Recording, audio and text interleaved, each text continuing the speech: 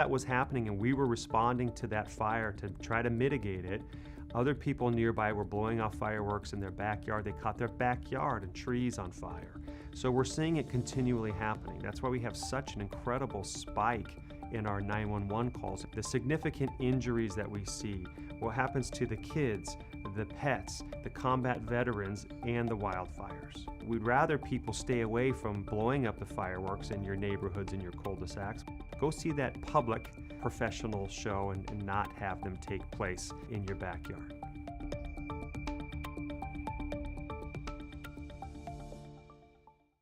The City Controller releases an interactive LGBTQ+ map. The recently retired Rec and Parks General Manager is celebrated, and City Attorney Mike Feuer targets illegal fireworks. These stories up next on City Beat.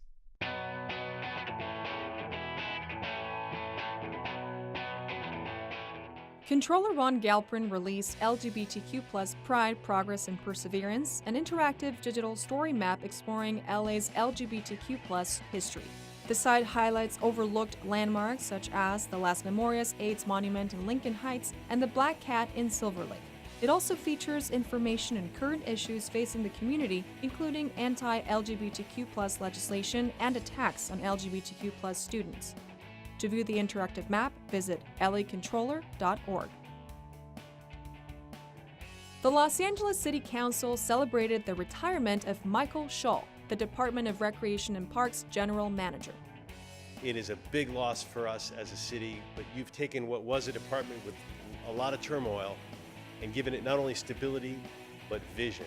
Shull served the city for 32 years, starting in 1990 in the Bureau of Engineering and then moving to Recreation and Parks in 2005.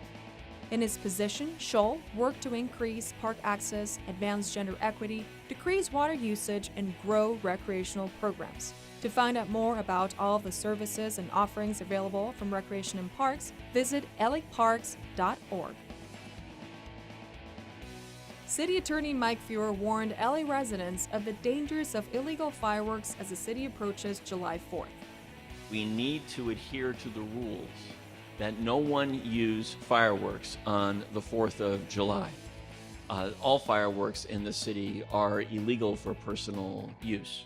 Citing the current unprecedented drought, the potential for starting fires is a key reason to deter the use of fireworks within the city. The use of fireworks can also negatively impact children with autism, people who suffer from PTSD, and pets. For info on permitted public fireworks displays or to report illegal fireworks, visit lacityattorney.org/fireworks.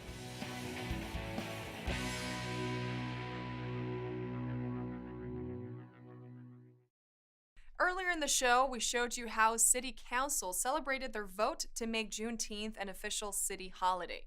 Now let's take a look at how Angelenos reflected on the day. We head to South LA for the CD15 sponsored What's Juneteenth Street Fair.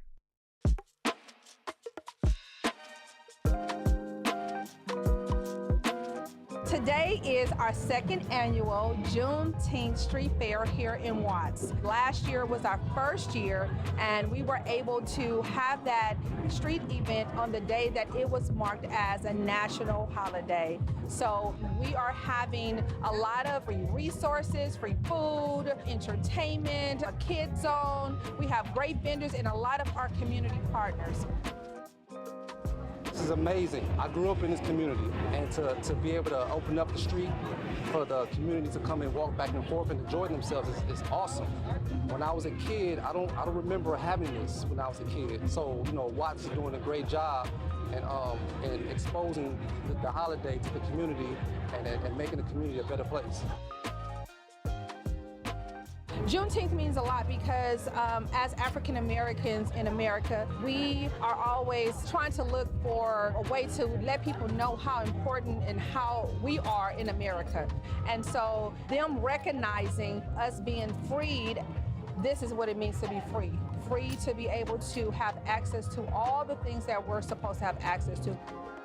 It's important to celebrate Juneteenth because for African Americans, this is our 4th of July. Because realistically and technically, July 4th, you know, slavery was still in effect.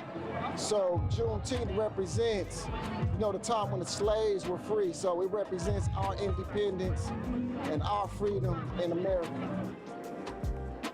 We need everybody to come out and support not only the community, but support each other as a people.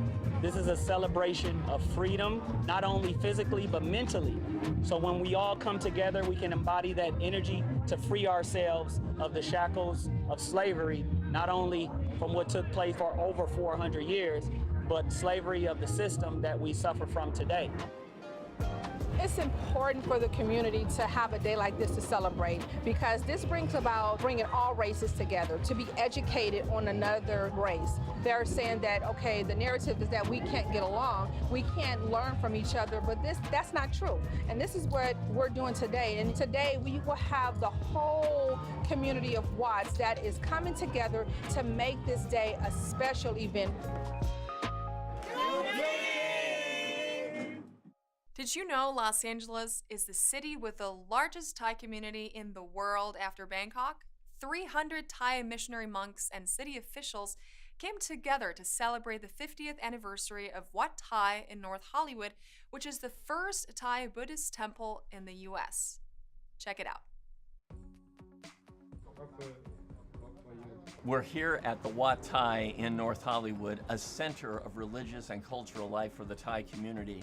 And it's so significant to be here because Los Angeles has the largest community of Thai of any city in the world outside of Bangkok. So the Thai community in Los Angeles is fundamental to who we are as a city. It's a big event because it's like the assembly of all the Thai monks that represent the Thai Buddhists in United States. We have more than 300 monks come from all over the world, come to participate here. From Europe, from Asia, from Oceania, come to participate in this meeting.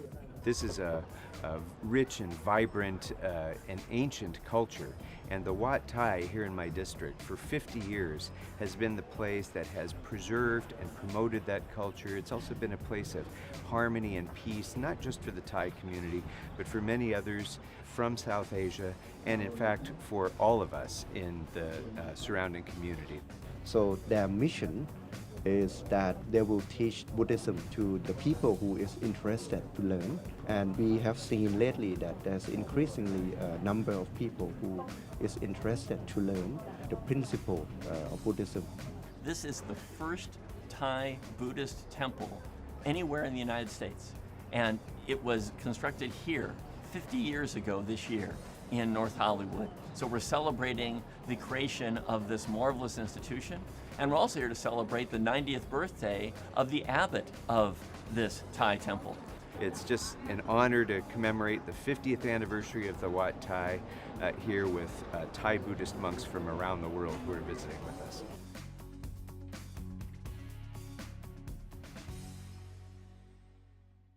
LA is for everyone, and with June being Pride Month, different events have been taking place around the city to celebrate the LGBTQ+ community.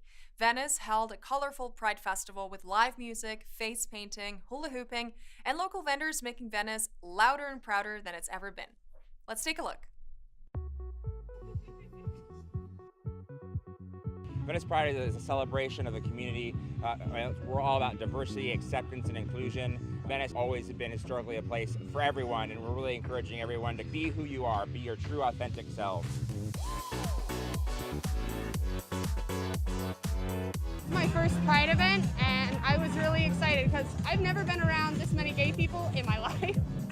It's not really accepted where we're from, so I'm really happy to be here where it is accepted, and it's a first for me.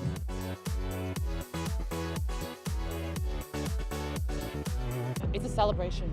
It's a celebration of life. It's a celebration of community and people coming together. You can see we have our flag flying high, and it's just important to celebrate life and our families and who we are and our chosen families, and that's what this is. Visibility as a queer person isn't just about, look at me, I'm fabulous, it's safety. We come from a time in which if you did not have numbers, you would be ostracized, you would be fired, you would be harmed, you would be kicked out of communities and society. So to come together and have this visual representation to say, look, community, we are here together, we love you already. It's one of the most important things because we have the right and the ability to acknowledge what we fought so hard for, what everybody through the years have fought so hard for. It's just love and community that brings us all together. Venice has always had a very loud, proud queer community on the boardwalk, prides, marches, parades, and everything, but this kind of festival is the first one of its kind. And out of the pandemic, this is a very exciting time. I think everywhere is kind of realizing how important and special it is to congregate and be together coming out of the pandemic. So louder and prouder than it's ever been is what it feels like now.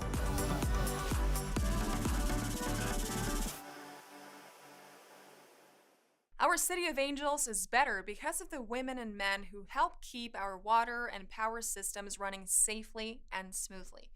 The LADWP held a solemn event to honor the workers who perished in the line of duty, adding their names to the memorial monument as a sign of gratitude for their service to our city.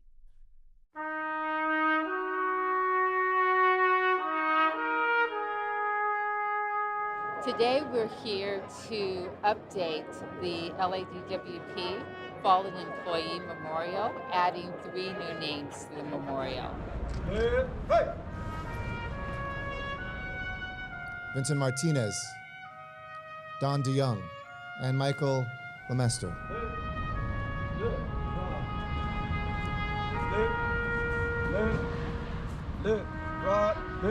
This is a monument that commemorates the 221 members of this employee upon whose names we have records of having perished in the line of duty.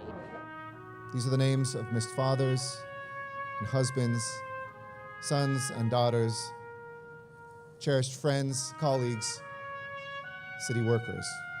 We do not want these names to be buried in the background because this is part of who we are, it's part of our history, and it's important that we remember this and always keep it in the forefront of our minds.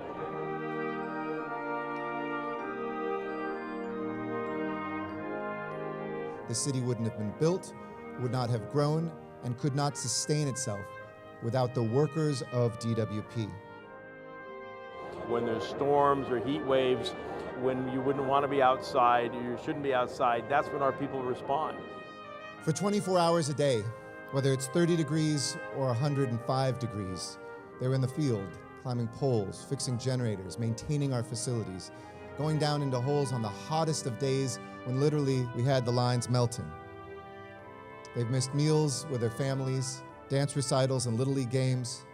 Our City of Angels is better because of these men and women, and we owe them everything for the sacrifices they made to this city.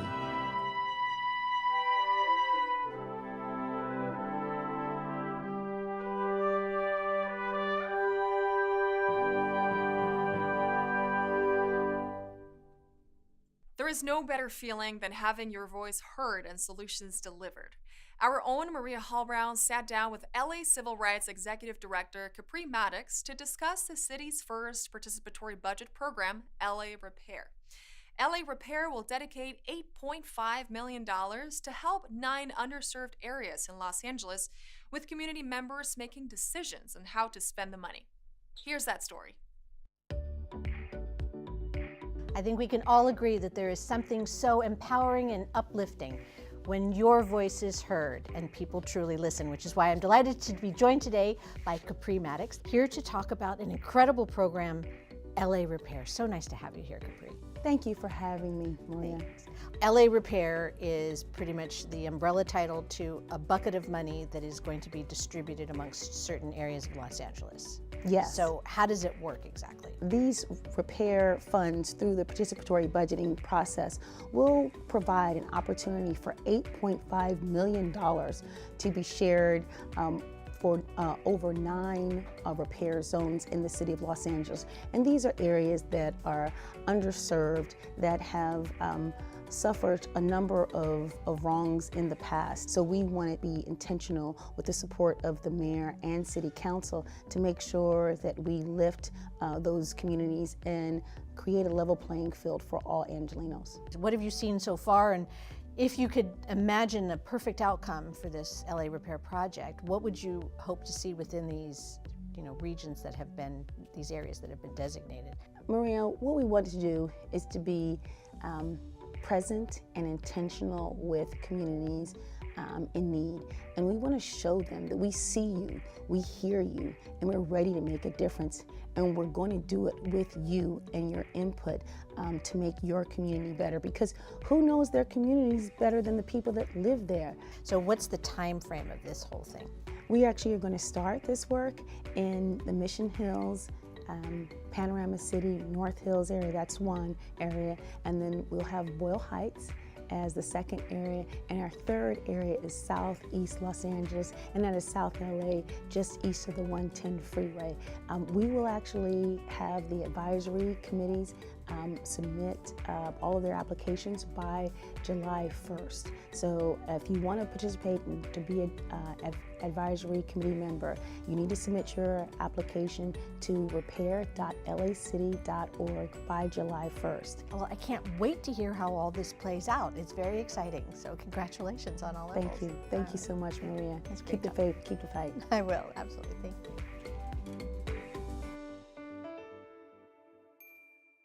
Attend the free Shakespeare Festival in Griffith Park. Admire classic vehicles at the Port of LA or celebrate the 4th of July with a drone light show. All this up next on Things to Do.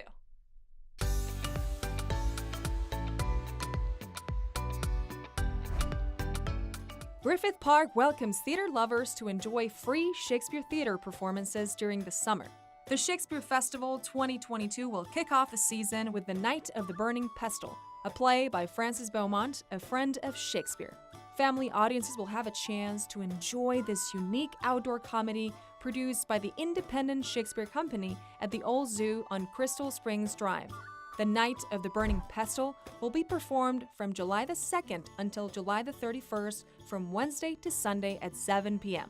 To attend, you can register online by visiting iscla.org.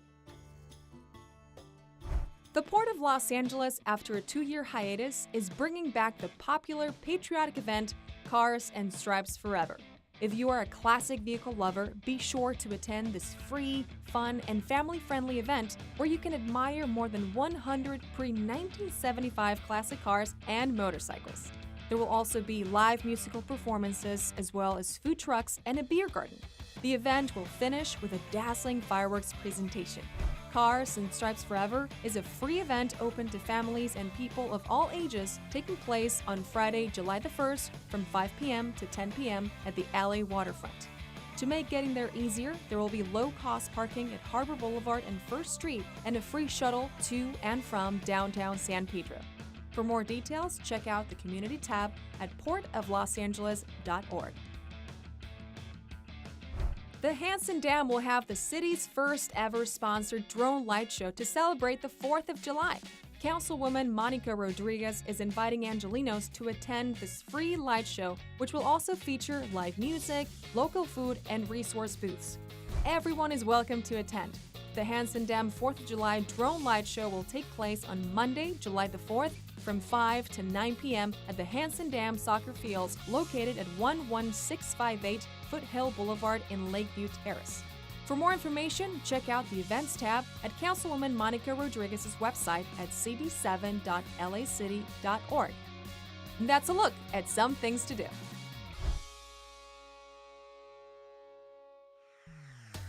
And that's it for this edition. I am Natalia Bilbao, and from all of us here at LA This Week, thank you so much for joining us. A reminder that you can catch us online at lacityview.org, and we're also on Facebook, Twitter, and YouTube. See you next time for more LA This Week.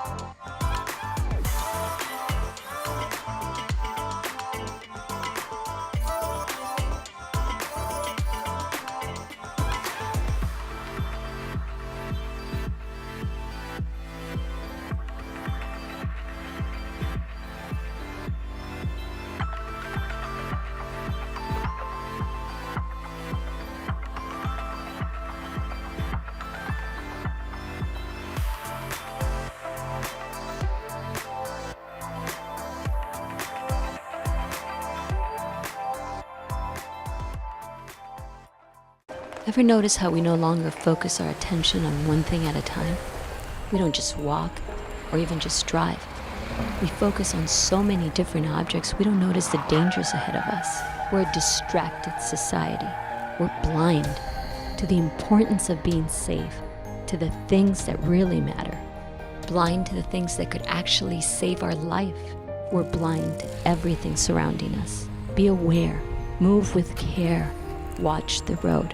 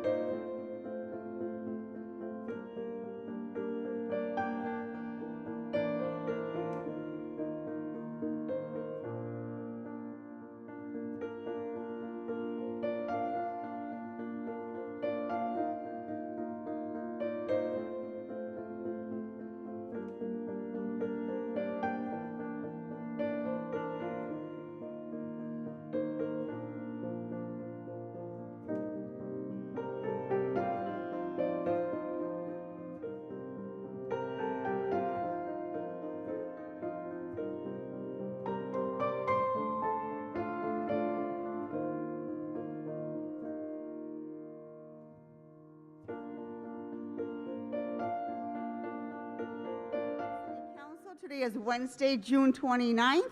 I'm Nuri Martinez, the President of the City Council. Mr. Clerk, please call the roll. Can you turn on his mic, please? Testing. Blumenfield. Blumenfield present. Bonin. Present. Buscaino. Absent. Cedillo. Absent. De Leon. Herstausen. Koretz. Absent. Krikorian. Absent. Here. Thank you. Lee. Present. Martinez. Present. O'Farrell. Price. Raman. Here. Rodriguez. Wesson. Here. 12 members and a quorum, Madam President. First order of business. Approval of the minutes of June 28, 2022. Ms. Rahman moves and Mr. Price seconds. Next. Commendatory resolutions for approval. Mr. De Leon moves and Mr. Bonin seconds. Next. Madam President, would council like all items to go forthwith today? Without objection, that will be the order. Madam President, there's a request to refer item 61 back to the Budget and Finance Committee. Item 60, hold on. Item 61? Yes. Okay, without objection. There's also a request to hold item 58 on the desk. Okay. Continue. Madam President, items 1 through 41 are items for which public hearings have been held. A corrected Rules, Elections, and Intergovernmental Relations Committee report has been submitted for item 16 and posted to Council File 22-0002-S82. The Budget and Finance Committee report has been submitted for item 38 and posted to Council File number 21-1187. The Economic Development and Jobs Committee report has been submitted for item 39 and posted to Council File number 19-0317-S1. The Economic Development and Jobs Committee report has been submitted for item 40 and posted to Council File number 22-0683. Items 42 through 60 are items for which public hearings have not been held. Items 62 through 64 are closed session items considered by the Budget and Finance Committee. Items 65 through 70 on the continuation agenda are items for which public hearings have been held. Items 71 through 74 on the continuation agenda are items for which public hearings have not been held. 10 votes are required for consideration. Okay, without objection, those items are now before us, members. Before we take any specials, I want to request that we hold the home ownership report on the desk. I want to make comments on item 34. Item 34. And on item 54, I'd like to call item 54 special and move to adopt the ballot resolution and election ordinance to place the measures on the November 8th, 2022 ballot. I believe Mr. De Leon is going to second that. Thank you. And item 55, I'd also like to call this special and move that we adopt the ballot resolution and election ordinances to place the measures on November 8th, 2022 ballot. Mr. De Leon, can I get Mr. Lee, can I get a second from you? Thank you. Okay, any other specials? Mr. O'Farrell. Thank you, Madam President. Items 10 and 20 for comments, please. Items 10 and 20 for Mr. O'Farrell.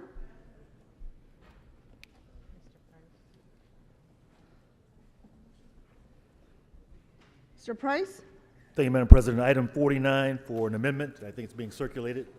Item 49. Item 49, there is an amending motion. It's being circulated. Substitute motion. Okay, thank you. Mr. Bonin? Thank you, Madam President. Items 42 through 46 for a separate vote, please.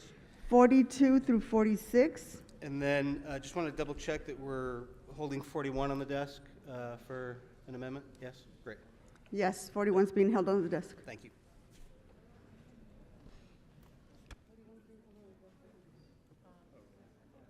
I can read out 41 if you want. Mr. Blumenfield? Yes, item 22 for comment, please. Item 22 for comments for Mr. Blumenfield. Mrs. Rahman? Item 18, special for comments and for a clarifying amendment. The recommendation 1B, I wanted to replace with the following language. It's a very minor edit. Do you want me to read the language right now? Yeah, go ahead. That's item 18. Mr. City Attorney, there's a minor technical amendment she wants to make. 1B should now read, whether any internal combustion engine vehicles in each vehicle fleet are performing work that could be performed by zero-emission sedans, trucks, or vans, including recommendations for phasing out excess vehicles or for replacement of internal combustion engine vehicles with zero-emission sedans, trucks, or vans. Is there a second on that? Second by Mr. Harris Dawson. Any others, Ms. Rahman? Nope, that's it. Thank you. Thank you. Mr. Lee? Madam President, I've been advised by the City Attorney that I need to recuse myself for item 66 because of my position on hospital boards. Item 66 is when a request by Mr. Lee to recuse himself. Mr. Harris Dawson?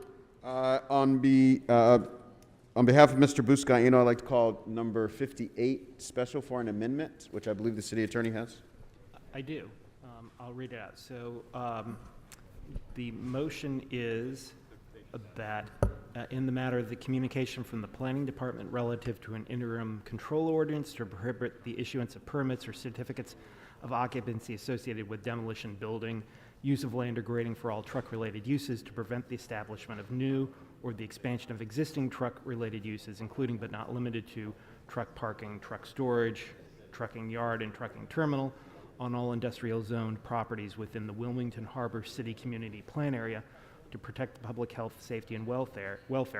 Item number 58 on today's agenda be amended to present and adopt the ordinance dated June 27, 2022, attached to the council file. Okay, who is your second on this amending motion for item 58? Mr. De Leon, thank you. Mr. Krikorian? Thank you, Madam President. Item 1, I'd like to call special for an amendment, please. It's being circulated. It's being circulated? Yes. Thank you. Mr. Blumenfield? Great. I know 41 has already been put on the desk, but I was informed I should formally make sure that we're moving version A from the Public Works Committee is the request on 41. Okay, thank you. Mr. City Attorney, do you have my amendment that you want to read into the record for item 41, please? Yes, I will. It's not substantial. It simply says that the item be amended to direct the chief legislative analyst in consultation with the city administrative officer, Department of Transportation, Department of City Planning, Board of Public Works, and first responder departments to also report in 60 days with the appropriate entity or entities to establish and/or revise citywide mobility corridors and neighborhood mobility corridors. Can I get a second on that? Second by Mr. Blumenfield. Thank you.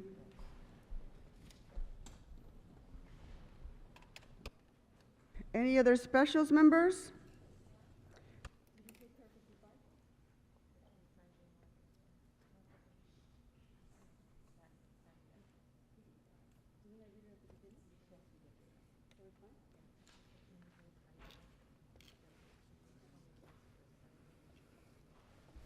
There's been a request to hold item 72 for a separate vote.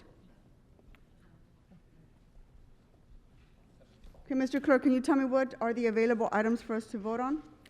Yes, Madam President.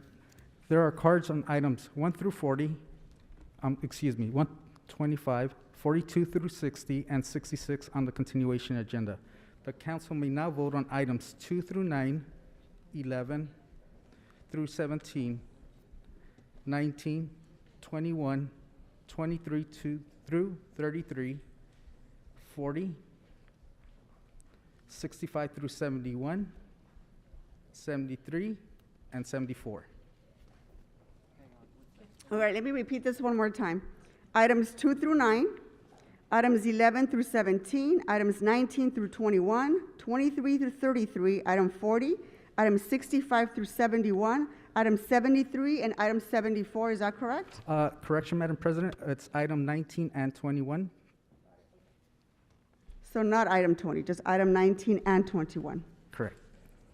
Okay, let's go ahead and prepare to vote on these items. Let's open the roll. Close the roll. Tabulate the votes. 12 ayes.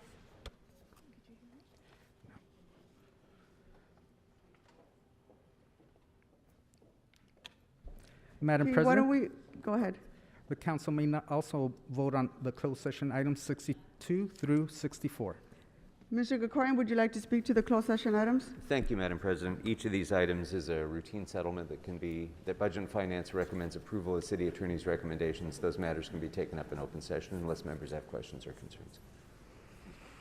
Okay, and seeing no one on the queue, let's go ahead and vote on the closed session items. And if I may, Madam President, Go ahead. the settlement amounts for those items, item 62, in the case entitled Chatham Warner LLC versus City of Los Angeles et al., there's a recommendation to expend up to $700,000 in settlement. For item 63, in the case entitled All Front Media LLC versus City of Los Angeles, there's a recommendation to refund $192,900.13 without interest in settlement for Outfront Media LLC's refund claim of $968,148.38. For item 64, in the case entitled California Independent Petroleum Association versus City of Los Angeles et al., there is a recommendation to expend up to $725,000 in settlement of attorney's fees resulting in a pro rata share of the settlement payment to the city, which will net the city approximately $300,000. Okay, let's prepare to vote on these items. Items 63 through 64. Let's open the roll. Close the roll and tabulate the vote. 12 ayes.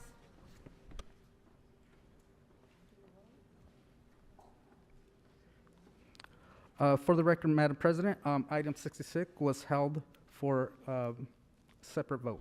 Okay, let's go ahead and vote on item 66. Let's go ahead and open the roll.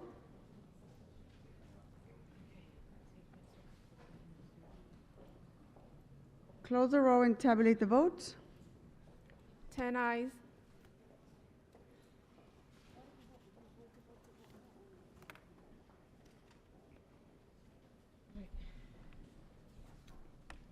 Okay, let's go ahead and move into public comment now.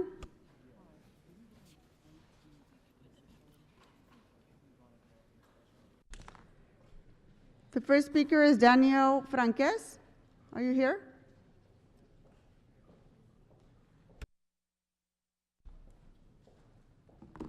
You signed up to speak in general public comment in item 66.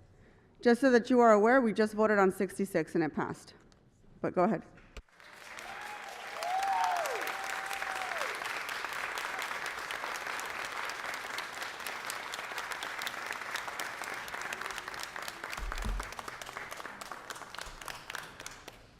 You may begin. Thank you. Hi, my name is Daniel Francis. Thank you for passing this minimum health care workers' wage as an ordinance. We really needed this. I'd like to say thank you to all the members that are here that are supporting this. We really needed this because it's very hard to live in LA with everything that's going up and not giving the respect to the healthcare workers that put their lives at risk every day is just not right. So thank you again. Thank you.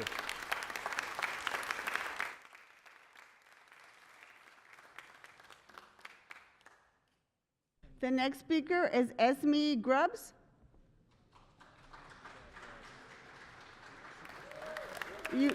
You signed up to speak in general public comment in item 66. Yes. Go ahead. Good morning. My name is Esme Grubbs, long time born and raised in the city of LA, currently live in Curran Price District. And I just want to thank you for passing the healthcare workers minimum wage. As someone who saw healthcare workers sleep in their cars, make sure that they weren't with their families, had transporters, EVS and food service workers catch COVID before anybody else, I just want to thank you for doing the right thing. Thanks.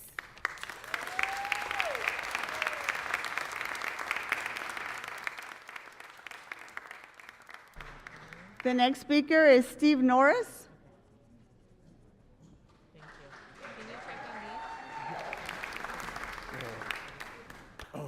I just wanted to reiterate what my colleague said about passing the bill, and we wanted to thank y'all again for actually paying attention to the details of the work that me and my coworkers put in for the city of Los Angeles. So thank you again.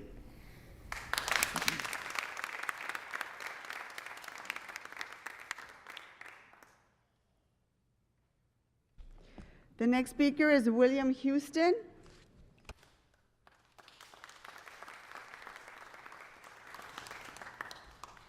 I had something completely different prepared, obviously.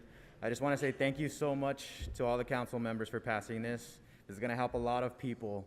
And yeah, I don't know what else to say. Thank you so much.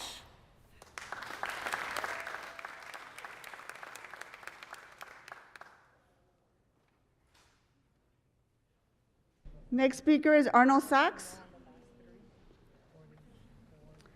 Mr. Sachs, you're going to speak in general public comment, and you have several items, items 42 through 60. Put up his 3 minutes for his items. Mr. Clerk, can you put up his minutes for Mr. Clerk? Can you put up his minutes for his items? Okay. Then you can move into public comment. Thank you. Good morning, Arnold Sachs. I have several items. There's a special election that's planned by the city, and I'm wondering if they're going to use the county system. This voting solutions for all people. It's supposed to be the new county system, but on the second page, there's this small R right here. And I'm concerned because I see these letters, small R's, on a lot of products. And I'm wondering what this R stands for. And I'm thinking it might stand for Ridley, because he's become the #1 drug dealer in America, the country. He started as a small-time drug dealer in South Central, and he just expanded his whole program throughout the country. And he's responsible for the Affordable Care Act, which still is a viable program according to the county or the county agenda that says A8 is a viable program that Mark Ridley Thomas wants to do away with the repeal of the Affordable Care Act, which would help in health care reform and would give health care workers a better salary than any minimum wage, because they would be paid dollar for dollar. But that's a different story. I'd also like to talk about this number 32, which mentions the Community Redevelopment Agency. I'd like to talk about 52, which talks about rules election. Wait a second. Oh, no. 59, the Ad Hoc Committee on a COVID-19 recovery. But I have my vaccine card right here, and it mentions COVID-19, but on this card it says it's the influenza, and that's just a regular flu, and you're tracking coronavirus. So which fucking item is it? It's wash, rinse, repeat. It's the same story that's been going on for almost 20 years.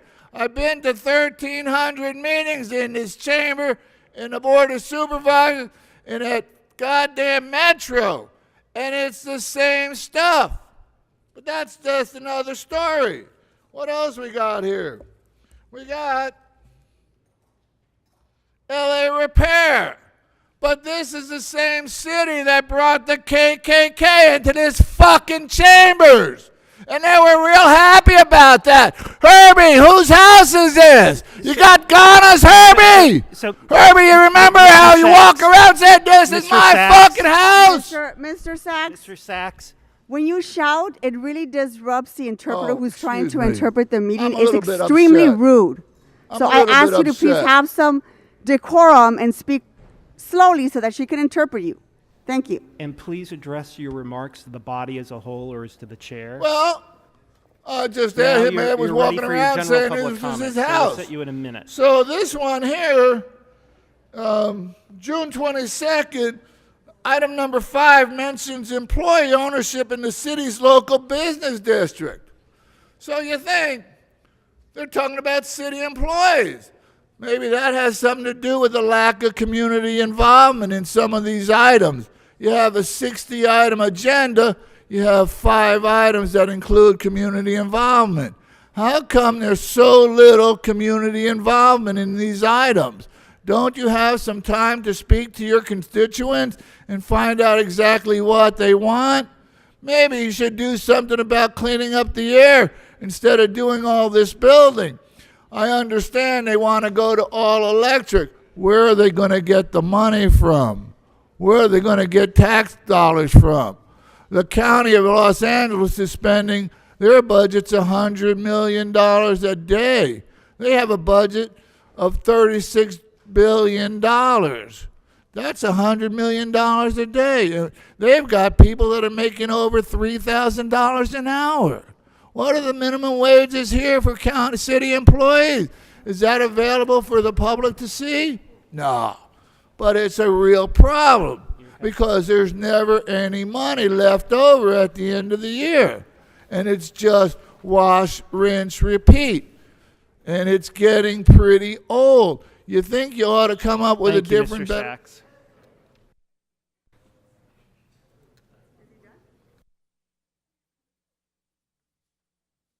Okay, the next speaker is Yolanda Ramirez. Yolanda, are you here? It's not here.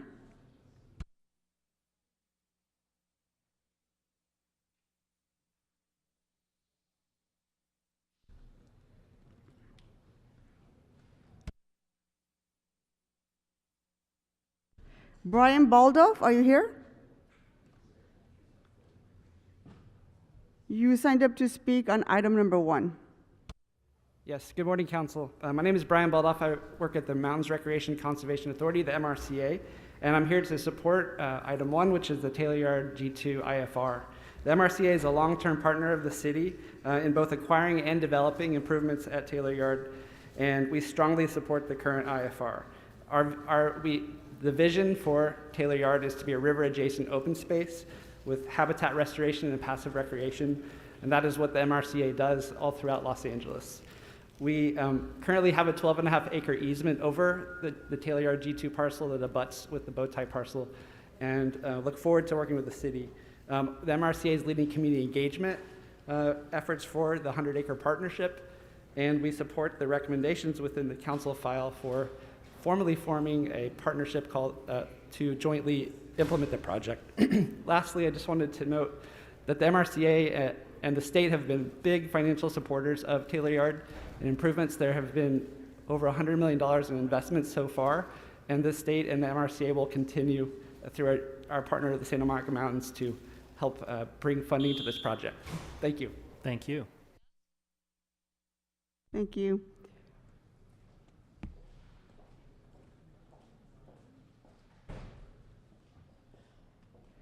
Brian Igbog? Brian Igbog. Anybody here with that name?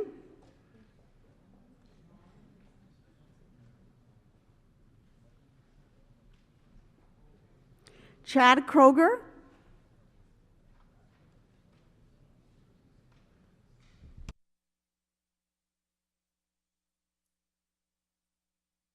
You signed up to speak in general public comment. Go ahead.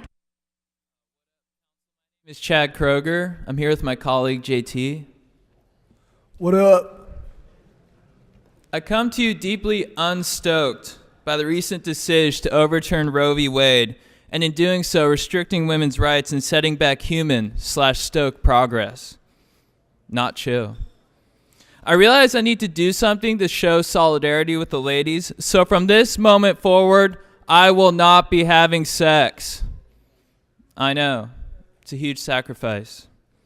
If the government won't protect women, then I won't do anything that could put them in a potentially impossible situation. JT will be joining me in this boning sabbatical. It's like that story from Greece, Lizzie Strata, but we're gender bending it. Tap into your best selves and get this situation rectified. I would like to bone again one day, but again, I'm willing not to. Thank you. Sorry, ladies. Thank you, gentlemen. Thank you. The next speaker is Chuck Levine. Chuck? You signed up to speak on item 22. Thank you, Madam President, and to the whole City Council. My name is Chuck Levin, born and raised in LA, and I'm here to thank this City Council for the honor that they are presenting to my mother, Sylvia Levin. My mother took up the cause.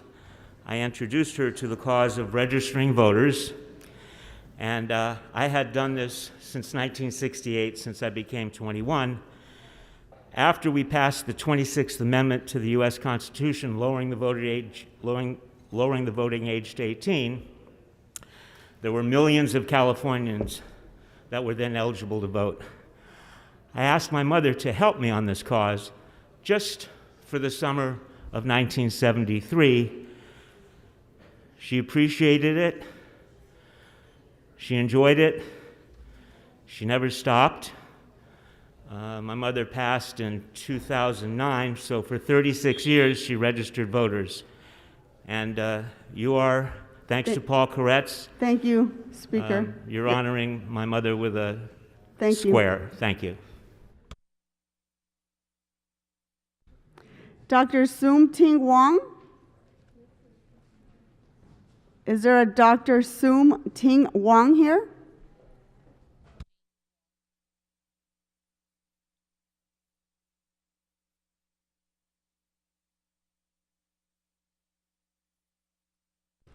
Claudine Vine? Is there a Claudine Vine here? Someone by that name?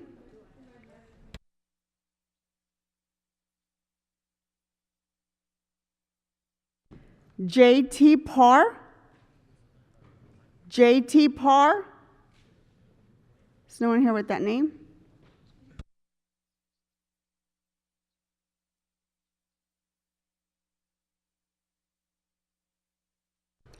Kelly Clift?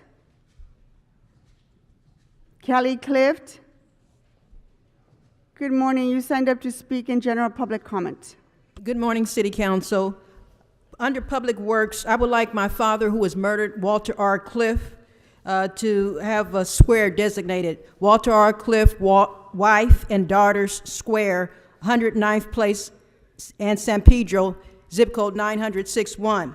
Also,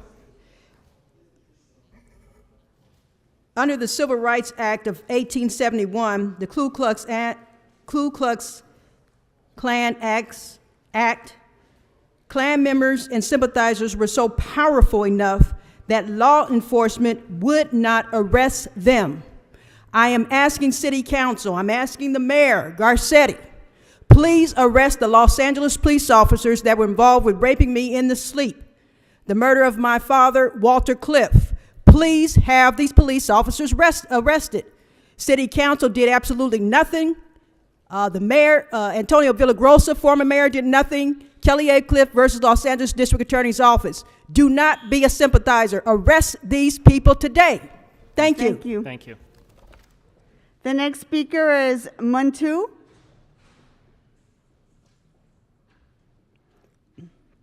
You signed up to speak in general public comment. 11 years ago, my kids were abducted by the CPS.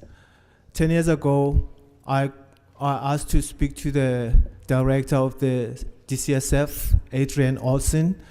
We did have a meeting, and we also both knew that they were not supposed to touch my kids. They were not supposed to be there taking my kids. And that's when she promised me that she was very sorry, and then she promised me that she was gonna put us up in an apartment, but no, she was buying time, and she was not sincere. And then, I'm signifying that it all starts at the very top, and then continue on, infiltrate the halls of justice. And let's talk, the main thing also, talking about social justice, it should start with the child protective services. Thank you.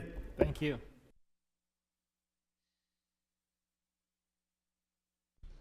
The next speaker is Sarah Rascon.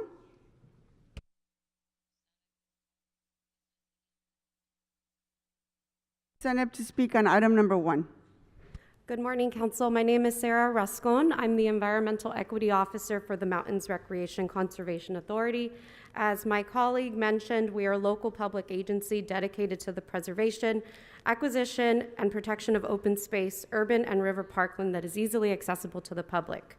We're a proud member of the 100-Acre Partnership, working together at Taylor Yard, comprised of the state parks, city, and MRCA. Taylor Yard offers a unique opportunity to transform a brownfield to green space, which helps meet the state's 30 by 30 goals by creating and enhancing open public green space with habitat, biodiversity, and water quality improvements. This project is being undertaken with a community-centered approach and focus through an equity lens that is underway, as well as a local hire effort and engaging the community from the very start of this project. We appreciate your support of enhancing spaces for the people of Los Angeles. Thank you. Thank you.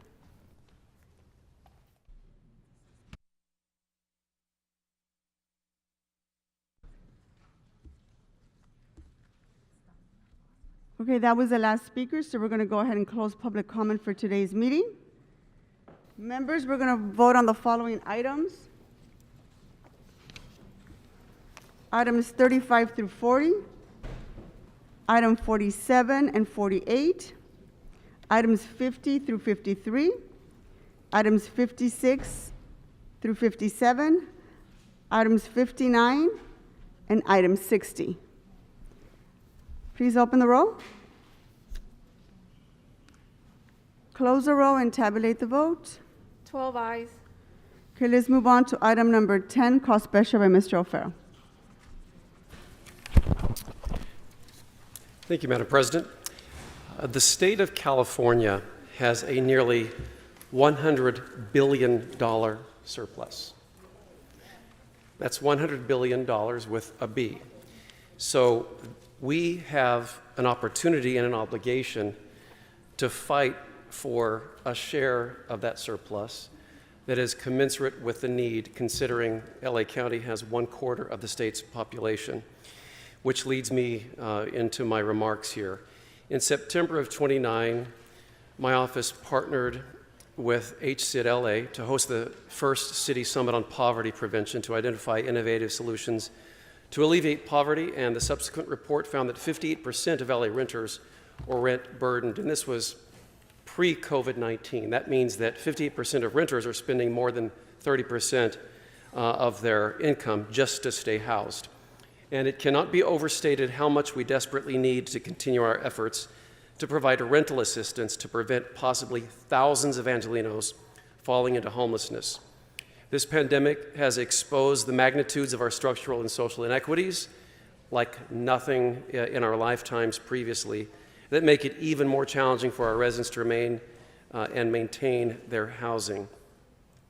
Early on in the pandemic last year, both Chair Martinez and I allocated $1 million in our own districts where we reprioritized our discretionary funding, and that helped hundreds of renters in our own respective districts.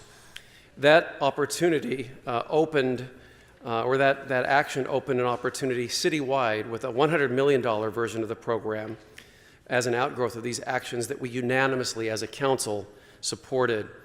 we enacted the largest rental subsidy in the nation, assisting over 49,000 households across the city with their rent at that time during the height of the pandemic. We then, as a council, upped the ante again, collectively, with an additional $200 million plus to help tens of thousands more renters and their landlords within the Los Angeles city limits.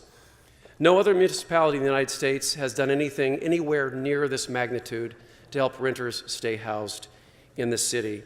This rental assistance program ended at the end of March, though this assistance, I'm talking about the rental program that the state then offered. This assistance was widely used and is still in high demand. And the state allocated $5 billion, which was largely modeled after the city's program.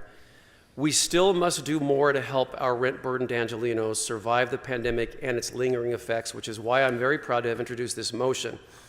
This resolution proposes that the City of Los Angeles includes in the 21 and 22 state legislative program support for extending COVID-19 renter protections such as Housing is Key, or any other initiative that provides funding for renters and landlords to ensure people stay housed without eviction. Continuing to provide this assistance through state processes ensures that those in need of help will not be left behind. I'd like to thank you, Council President Martinez, for your partnership in offering support to the Angelenos that COVID impacted the most. And I, again, welcome anyone to travel with me to Sacramento the first week of August so we can fight for this share of funding that our renters need. This is action, not words. We have to fight for these dollars to make sure that our state delegation is willing to partner with us. So I ask for an aye vote so I can add this to our package of resolutions as we lead the charge in Sacramento to make sure we get a fraction of the $100 billion surplus in the state. That's something worth going after, and we have a justification for this cause. Thank you. Okay, let's go ahead and vote on item number 10. Open the roll, close the roll, and tabulate the vote. 10 ayes. Let's move on to item 18 as amended. Let's go ahead, open the roll, close the roll, and tabulate the vote. 12 ayes. Okay, let's move on to item number 20, call special by Mr. O'Farrell. Thanks again, Council President Martinez and colleagues. As we all know, the state of California remains in a drought for the third consecutive year, and research shows that from January to March of 2022 was the driest start to a year ever recorded in the state of California. And this comes on previous years of extended droughts that lasted 5, 6, 7 years in a row, so this is nothing new. Snowpacks are at just 20% of normal to date, and key reservoirs throughout California are at only 30% of what they usually are at this phase of the year. The National Oceanic and Atmospheric Association predicts that California as a whole will remain in a moderate to severe drought throughout this summer. The Metropolitan Water District declared a water shortage on the state reservoir project, meaning that a majority of Los Angeles will not have adequate supplemental resources from the MWD to assist them throughout the year. Previously, we had approved Phase 3 of our Water Conservation Ordinance, which is a necessary step that will have shared sacrifice that are important but not an overreach, with a refocused public outreach campaign aimed at educating and teaching folks how they can do their part in greater water conservation efforts. There is a great urgency, obviously, to take a more proactive approach to conserve water, which is why I have introduced this particular motion, which will be another step toward addressing the issues I've already mentioned by requiring that LADWP and the MWD provide reports to this council on the key issues of, number one, current and projected water drought conditions statewide from all sources and the impact to LADWP consumers. Two, the impact of drought on hydroelectric resources in LA. And three, expansion of large-scale water recycling projects and budgetary programs to increase water conservation while expanding water supply. This is a critical piece of preserving our precious water. I would like to thank my colleagues once again, Mr. Krikorian and Mr. Koretz, for joining me in this motion, as well as the incredible workforce at LADWP for their hard work in gathering the information we need. And with that, I ask for an aye vote. Thank you. Mr. Krikorian. Thank you, Madam President. I just want to rise to thank Mr. O'Farrell once again for his environmental leadership on this issue. You know, we keep talking about drought, and honestly, we're past talking about drought, because drought implies temporary cycles. And we need to start to realize that water shortages in Southern California are endemic, long-lasting, almost certainly permanent as climate change continues to increase temperatures in Southern California, reduce our snowpack, increase evaporation, and cause all the other problems that we have with our water supply. This is more than just a temporary inconvenience of not being able to water our lawns as often or whatever. Fully 1/4 of the electricity used by the entire state of California is used to move or treat water. So the more dependent we become on imported water from around the state, the more we are continuing to contribute to the very climate change that's causing the water shortage in the first place. When you look at the reservoirs around Southern California and beyond that we rely upon for our carbon-free hydroelectric power in this city, all of those reservoirs are at dangerously low levels. Such low levels that water managers are now having to make choices between whether to release water for electricity or to preserve it so that crops can grow and people can drink. This is more than an inconvenience. This is an existential crisis for Southern California, and the alarm bells need to be going off across Los Angeles so we can actually start taking serious action to address this problem and not worrying about which is our data, water or not water. We have to make fundamental infrastructure changes, fundamental changes in lifestyle in order to continue to have the city that we love. This city has already done everything easy for water conservation, everything. As a result, in the last 20+ years, we've saved enough water to accommodate the needs of 1 million water customers in Southern California. That's just what we've saved. So the easy part is already done. The hard parts are still to come. This motion is an important way to bring all of our water stakeholders into one place so we can have a strategic action plan to really begin to address this existential crisis that Southern California is facing. So, Mr. O'Farrell, thank you very much for, as always, keeping us focused on the things that really matter about our future. Okay, seeing no other members on the queue, let's prepare to vote on item 20. Let's open the roll, close the roll, and tabulate the votes. 12 ayes. Let's move on to item 22, called special by Mr. Blumenfield. Great, thank you.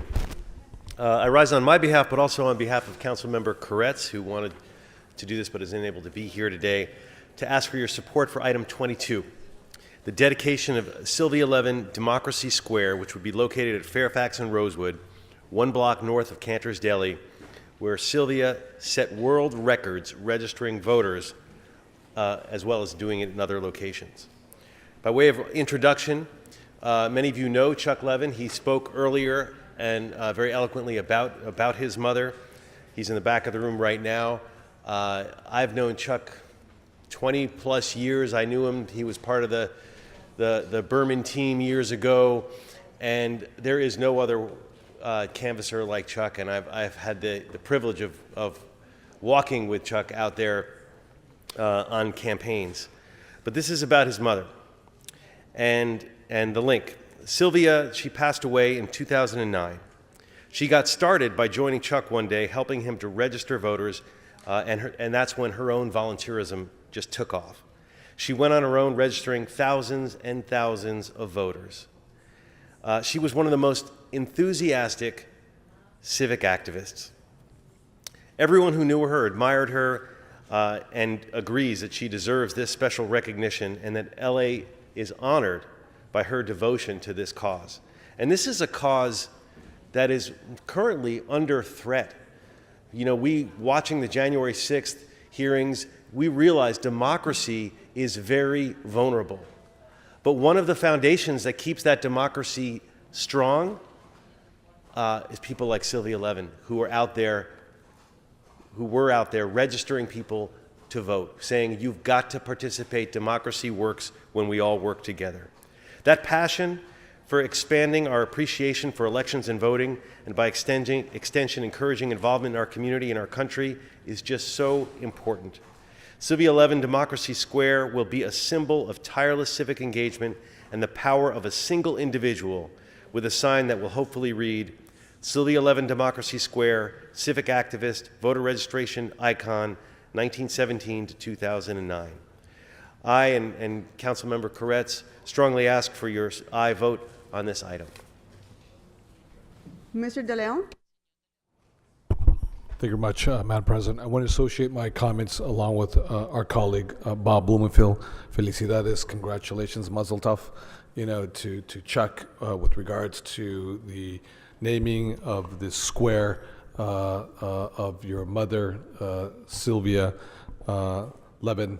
I think that Mr. Blumenfield did an excellent job with regards to describing the incredible history of this woman starting back in 1973, in terms of registering voters, whether it was near Cantor's, whether it was West Side or Westwood Village, whether it was, Hollywood, Warner, studios, whether it was in Venice or elsewhere. Registering, folks to have their voices heard within the political civic process is so critical at the local, state, and federal level.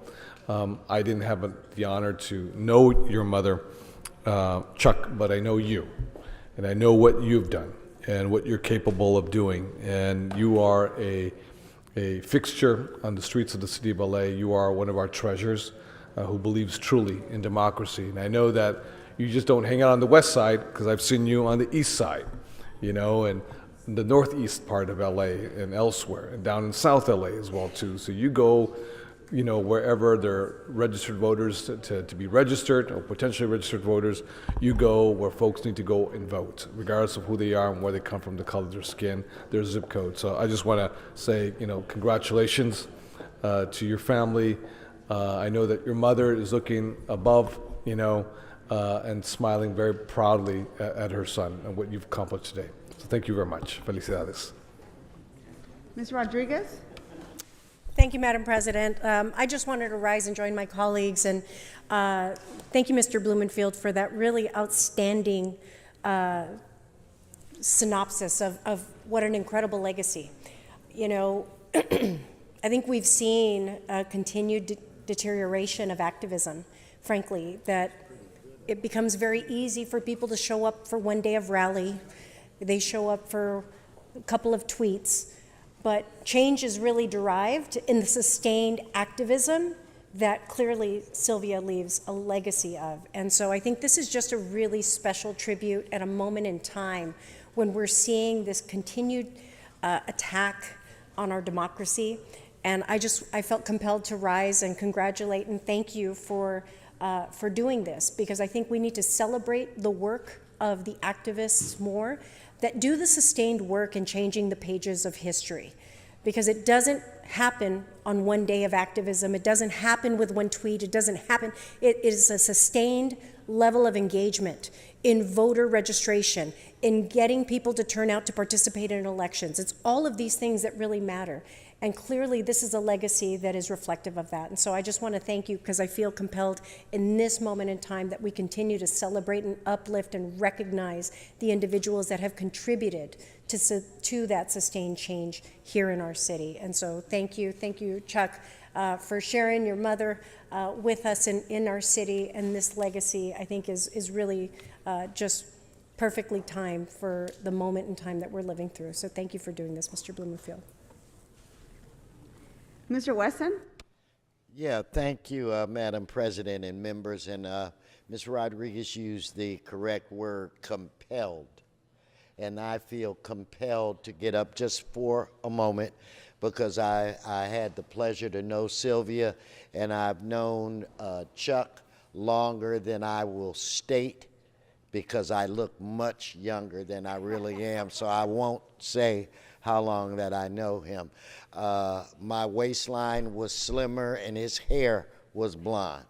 But she was the force, I think, behind Chuck. She was the motivation, she was the inspiration. I can remember, Chuck, I'm trying to remember exactly where we were. I think it was Pico and Westwood, in that area, and she would have the table out literally registering people to work. She was nonstop. She never got tired. She was a jewel. She was a wonder. So I think that, Bob, you were unbelievably articulate, but I also want to give a shout out to Paul, because the relationship between him, Chuck, and Sylvia is one that probably goes back 50 years. So I cannot wait. I'm glad I'm back so that I can vote for this. So please, members, this is, as Mike, as Bill used to say, this is a no-brainer.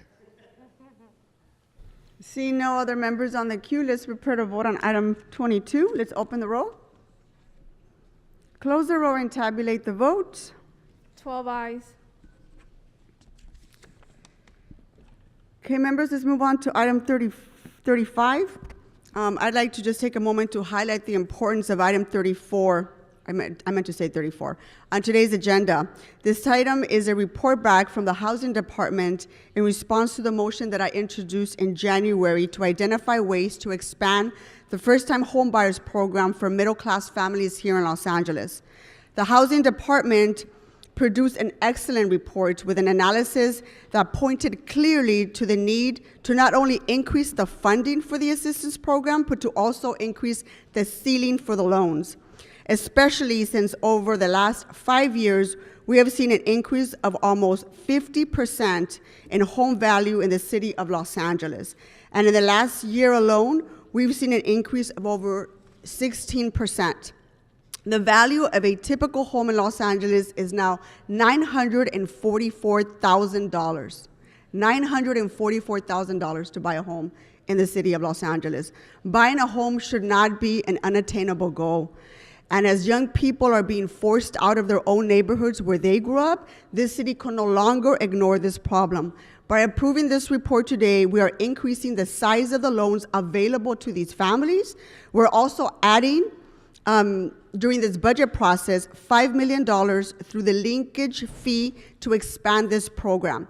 This allocation, along with the state's funding, will result in almost an 800% increase in the number of moderate income loans that will be available in the upcoming fiscal year. And that's on top of the loans that we're already making available for low-income, first-time homebuyers. This is really exciting, part of what we're doing here today, and what makes me even prouder is that this program is designed at its core to talk about and deal with the social equity issues in our city. A significant majority of these loans end up being awarded to first-time homebuyers that are women and people of color. So it's not so this program will also increase generational wealth, which I began to speak about earlier this year. It's also about gender equity and racial justice in our city. Colleagues, I urge you to continue this good work and vote yes on this report today. See no other members on the queue, let's go ahead and vote on item 34. Open the roll, close the roll, and tabulate the vote. 12 ayes. Okay, let's move on to item 41. And let's vote on this item as amended. For the Madam President, this is a substitute motion which requires 2 votes. Okay, thank you very much for correcting me on that. Let's go ahead and vote on whether to substitute. Open the roll, close the roll, and tabulate the vote. 12 ayes. Okay, the item is now before us. Let's go ahead and open the roll, close the roll, and tabulate the vote. 12 ayes. Let's move on to item 54. There was a motion that I made, second by Mr. De Leon. Item 54, did you want to speak to this item, Mr. De Leon? Item 54. Yeah. Thank you, Madam President. I want to recognize your leadership on this issue because I support this ballot initiative. And I can say that I refuse to get stuck on just one number. I support it because it's going to let us build more affordable housing. The reality is, for example, in my council district number 14, we are out of units, affordable units now, and we need every unit that we can build without any limitations. I would approve 50,000, unlimited number of affordable housing units within CD14, whether it be very low income, or middle income housing units. I trust that our voters here within the City of LA will once again support our need to build affordable housing and stand with us in November to pass this initiative. But we also need to be very clear on what Article 34 is and what it actually does. Now, Article 34 is a stain of bigotry across the entire state of California. It was created 70 years ago to deliberately, intentionally block local governments from funding housing for those who need it the most. Now we have those individuals who, for not for an eviction moratorium, would be living out on the streets today. Now we have 41,000 people within the city limits of LA living on the streets, our sidewalks, our alleyways, in their cars, in tents, everywhere. To block access for the people, specifically people of color, that we have sworn to serve, and it has been quietly succeeding, quite frankly, across our state every single day, since at the expense of hard-working California residents. Article 34 has made life worse for working families in California. This vote is a sobering reminder that as we approve new plans and new policies, and as we embrace the challenge of our ambitious housing element, we're playing catch-up. We're playing major catch-up because of a decades-old policy that was intentionally designed to be unjust. Millions of Californians are paying the price today as the prospect of raising a family in our state becomes further and further out of reach because of the lack of affordable housing. And nowhere is that lack of affordable housing greater than in Los Angeles. So let's fix that. Madam President, we just voted on an initiative that you articulated so eloquently on with regards to first-time home buyers and who they look like and where they come from. And as you mentioned, the average price point or the median price of a home in LA is $940,000 plus. Let's round it out to $1 million. Well, who has 20% down, $200,000 cash, in a bank account to put that down payment on a house, let alone get a conventional loan at a price point that's available to all, Angelinos? That's nearly impossible. In the neighborhood that I live in right now, you got 2 bedrooms, 1 bathroom. 2 bedroom, 1 bathroom, 929 square feet, being sold for $1.2, $1.3 million. 2 bedroom, 1 bathroom, 929 square feet. And by the way, the lot's not huge. So it's not one of those properties that you can buy it for $1 million, knock the house down, and build a really big 3-bedroom, 4-bedroom house. That's what they're going to have for $1.2 million. So you got the lack of supply, and that is causing this huge, inflation of the valuation, if you will, of the price point. So coupled with getting access to capital for first-time home buyers who are struggling every day to fix their FICO score, get a job, a decent job that at least can cover to the best of their ability that mortgage payment, the taxes, as well as insurance.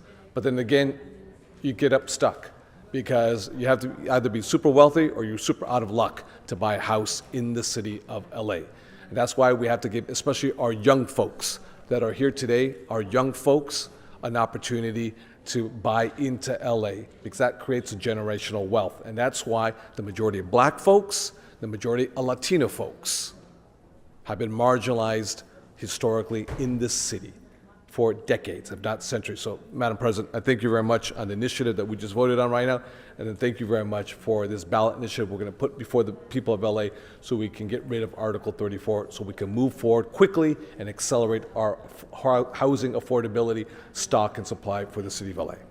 Thank you, Mr. De Leon. Let's prepare to vote on item 54. Open the roll, close the roll, and tabulate the vote. 12 ayes. Let's move on to item 55, motion by Ms. Martinez and seconded by Mr. Lee. Let's go ahead and open the roll. Oh, Ms. Rodriguez. Thank you, Madam President. I wanted to speak on item 55. Colleagues, back in 1996, back when Prop 218 regulations were first introduced into our ability to pass assessments to support public facilities, we had passed a measure called Prop K for kids. And it was an instrumental tool that enabled us to have resources that frankly funded greens, park space and open space in many of our communities, in our park poor communities throughout the city of Los Angeles. It enabled us to invest in these facilities in a manner that had been unprecedented, that we had never been able to do before. And so as a result of the sunset of Prop K, back in 2020, I introduced, and I know Mr. Buscaino and a number of members, we're all very acutely aware of how important open space is to our neighborhoods. And providing that continuum of funding and resources that enables us to create space that is usable for our families, many of whom that need that respite from the hustle and bustle of city life. This is an important part of our city infrastructure that we need to continue to sustain and invest in. It was frankly even more important through the course of the pandemic when we have so many families living in multi-generational households that needed that open space as an important access to even just be able to have the quality of life and frankly the mental health care that they needed to be out in the open space. And so this is frankly such a critical and opportune moment for us to advance this ballot measure, to ensure that we have the continued funding that will enable us to leverage the state resources that have been available through Prop A, some of the investments that we're making with Measure W, but so that we can sustain the work of expanding green space and open space, particularly in our park poor communities. Through the work that I was leading with the Upper Los Angeles Rivers Tributaries Working Group, we've identified even greater opportunities for us to expand on this work. And this ballot measure is going to be incredibly important here in the city of Los Angeles for us to continue to expand on that work and sustain these opportunities, both with maintenance and operations, which I know is critically important. It's one of the areas of improvement that we are deriving here with this ballot measure, and I want to thank Mr. Buscaino for his advocacy in this. I know we are all very strong supporters and advocates of this, and so with that, I'm happy to see this advance and look forward to helping to continue to encourage the voters here in Los Angeles to continue to invest in these open spaces here in our city. Thank you. Thank you, Mr. Kokorian. Thank you, Madam President. I certainly want to second everything that Ms. Rodriguez just said, and I just want to drive home a little bit why this is so critical that we have an identifiable funding source to meet these needs. In the fiscal year that's just about to end, this council was able to add $100 million in one-time funding to handle deferred maintenance for our parks throughout all of our districts. And also to begin to reopen the child care centers that had been closed almost throughout the entire city of Los Angeles. And it was a drop in the bucket. $100 million, as much as that is, didn't come close to meeting even the deferred maintenance needs of our parks, let alone expanding. So, and it didn't even complete the reopening of the child care centers that we had closed during the Great Recession. So this is absolutely vital. This isn't just about expanding. This is about maintaining a park system that serves everyone in Los Angeles. It's about letting families have reliable, quality childcare and services that help to enhance our neighborhoods and build a better future for our city. So it's vitally important that we pass this today and that the voters approve this measure in November. Thank you, Mr. Krikorian and Ms. Rodriguez. I just want to thank Mr. Buscaino's staff for working with Anna and my staff to try to get this here today. If approved, I just want everybody to know this, if approved, this will generate $6.8 billion, $6.8 billion over the next 30 years to rehab our parks for operations and maintenance and build more parks in our city. So this is very important. I hope we can all rally to make sure this item gets approved on the November ballot. But again, I want just Mr. Buscaino's staff and my staff in particular, thank you very much for getting us here today. With that, let's go ahead and vote on this item. Let's go ahead and open the roll, close the roll, and tabulate the vote. 12 ayes. Let's move on to item number 58. Let's go ahead and vote on item 58 as amended. Let's open the roll, close the roll, and tabulate the vote. 12 ayes. Mr. City Clerk, where are we at now? Madam, for the record, item 41 was adopted as amended by motion Martinez, Bonin, Bloomfield, number 41A. We are now on item 49. The council may now vote on 49, the substitute motion. Okay, before we do 49, let's go ahead and vote on items 42 through 45. I'm sorry, 43. Items 42 and 43. Let's open the roll, close the roll, and tabulate the vote. 10 ayes, 2 noes. Let's go ahead and vote on items 44 through 46. Let's open the roll, close the roll, and tabulate the vote. 9 ayes, 3 noes. Okay, let's move on to item 49. This was a substitute motion introduced by Mr. Price, so we're going to take 2 votes. Just go ahead and vote on whether to substitute. Let's open the roll, close the roll, and tabulate the vote. 12 ayes. Okay, now the items before us. Let's open the roll, close the roll, and tabulate the vote. 12 ayes. Let's move on to item 72. There's been a request by Mr. Price to recuse himself.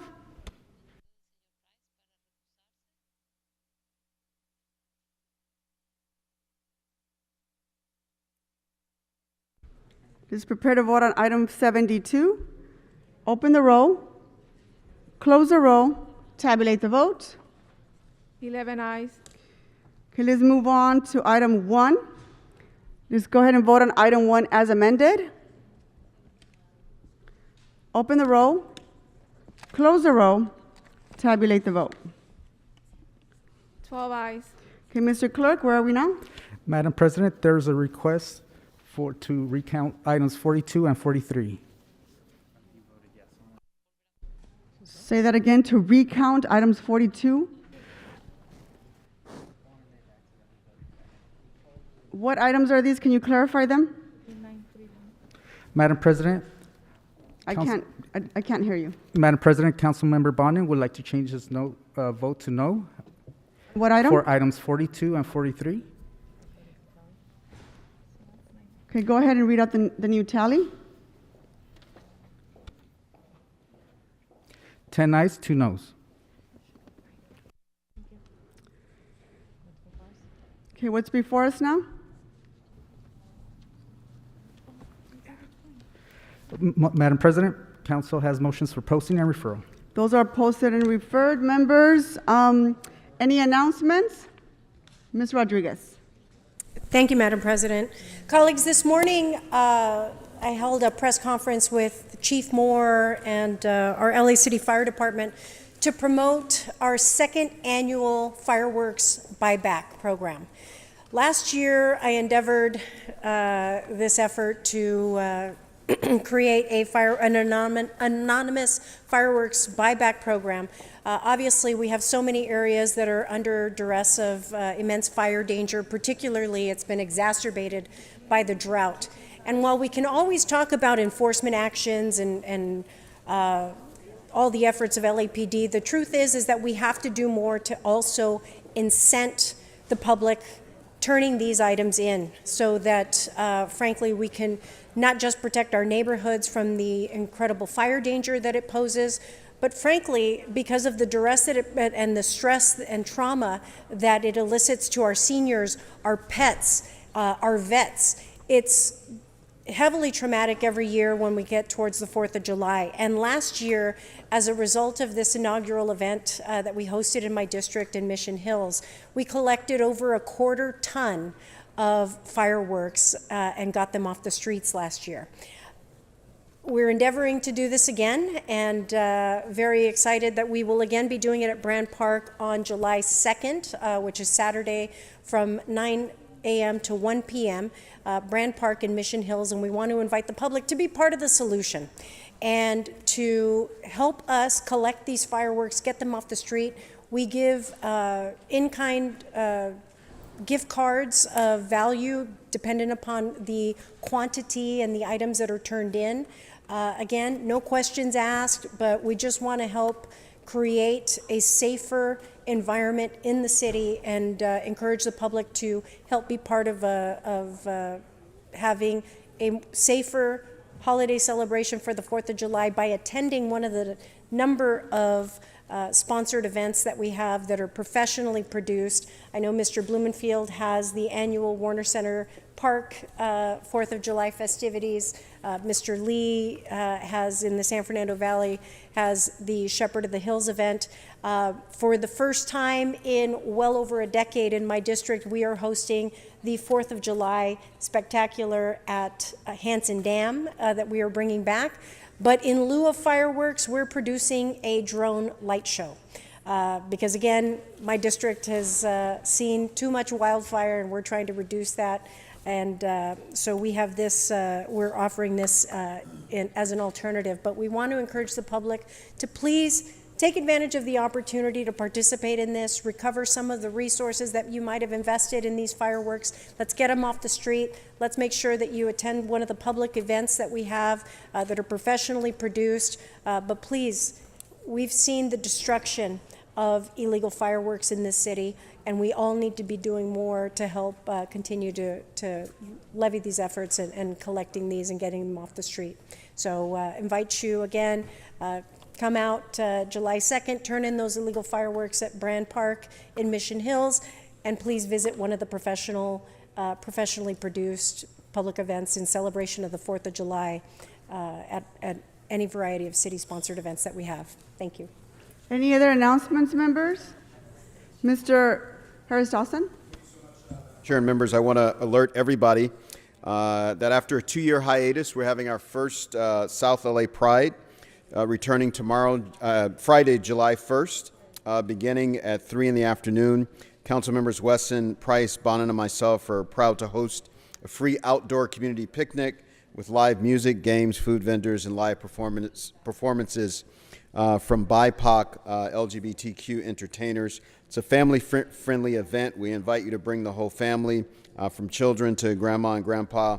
It's important to us to, in South LA, create a safe space for folks to be their full selves, and to be embraced by our entire community. So we'll be at Norman O. Houston Park, 4800 South La Brea, this coming Friday from 3 to 10 p.m. Hope to see you all there. Thank you, Mr. Harris-Dawson. Any other announcements, members? I have one very special announcement, but before I do that, I want to wish, all of us wish Mr. Lee a happy birthday.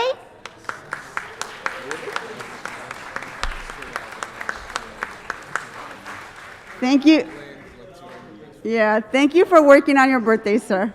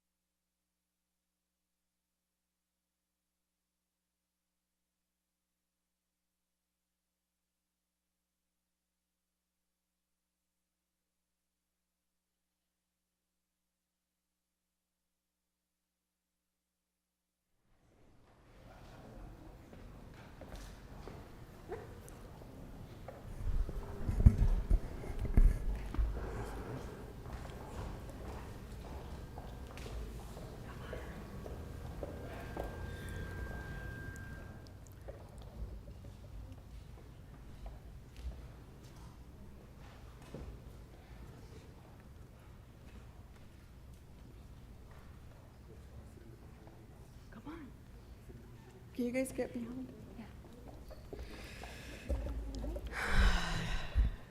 Good morning, members. I'm going to try to get through this without not getting too emotional, but I just want to make sure is everybody in? All right.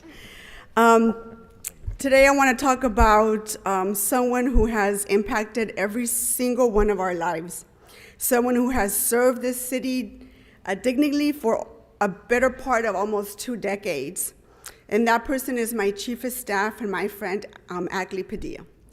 Akley has been a staple in these chambers for the better part of 2 decades and is an essential core member of my staff for the last 9 years. Akley is the epitome of the statement, they may not remember what you say, but they will never forget how you made them feel. And this is exactly what Akley is. He's known for exclusively sending these really funny gifts in response to a text message that kind of leave you sort of puzzled about what I expected an actual response, but you have these emoji things that you do all the time. But it's a guarantee to put a smile on your face, and he does it even in times where we're sort of pulling our hair out, trying to think of how to solve an issue. He'll come up with something really funny to send you. But truly, Akley has been invaluable and a crucial member of the CD6 team. He has never shied away from a challenge, especially when it comes to giving back to our hometown, which is the San Fernando Valley. But my friendship with Akley starts before our time here at City Hall. I've known the Padilla family since we were students at San Fernando High School, and Akley and I grew up in Pacoima, and our friendship only grew over the years. He began working at City Hall years before I would, back when Alex Padilla was our city council president.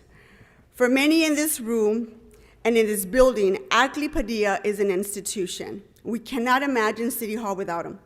But I'm glad that he's going to be doing something really worthwhile. He's going to be working full-time at something that he truly loves, and that's just being a dad.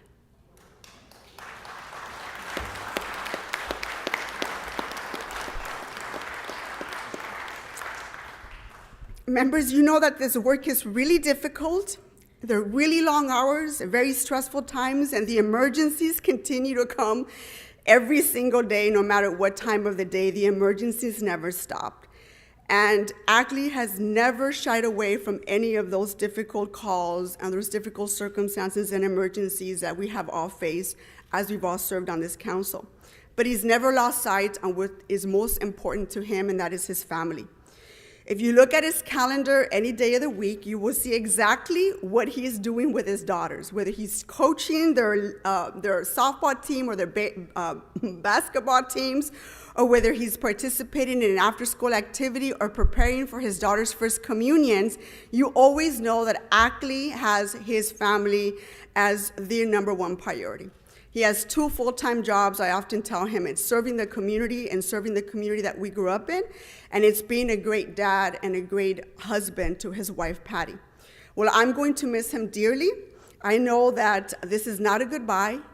This is just a see you later, because I know Akley and his family are public servants at heart. So many times you will see any member of his family, whether it be in the community of Pacoima or in the part of the San Fernando Valley, volunteering their time because they know how important it is to give back to our city, particularly to the community where we grew up. And I'm so proud that I got time to work with him, and I cannot wait to see what he accomplishes next after he takes a well-deserved rest from serving our city for almost 2 decades. Akley and I are more than colleagues. Akley and I are more like brother and sister. I'm the oldest sister. But Akley and I have seen each other through some really difficult times in our personal lives. He's seen me at my most vulnerable side. He's seen me crying. He's seen me stressed out. He's seen me upset. And Akley will always have a shoulder to cry on, and possibly one of the most important people in my life, because he always has and knows exactly what to say to make me feel better. And you can't find people like that, especially people who work for you. And so Akley, this is not a goodbye. I cherish our friendship. I am so proud of the man you've become, the husband you've become, and the father that you've become to your amazing daughters. And I just look forward to hanging out with you just us hanging out in Pacoima one day. But thank you for your service to our city and to our district and our friendship. And I will never forget how we've been there for each other when we had to bury our parents. We've had to go through that difficult part of our lives. We know what that feels like, and we know how to be each other's support system. So thank you, Akley. And with that, I will introduce Big Brother, U.S. Senator Alex Padilla.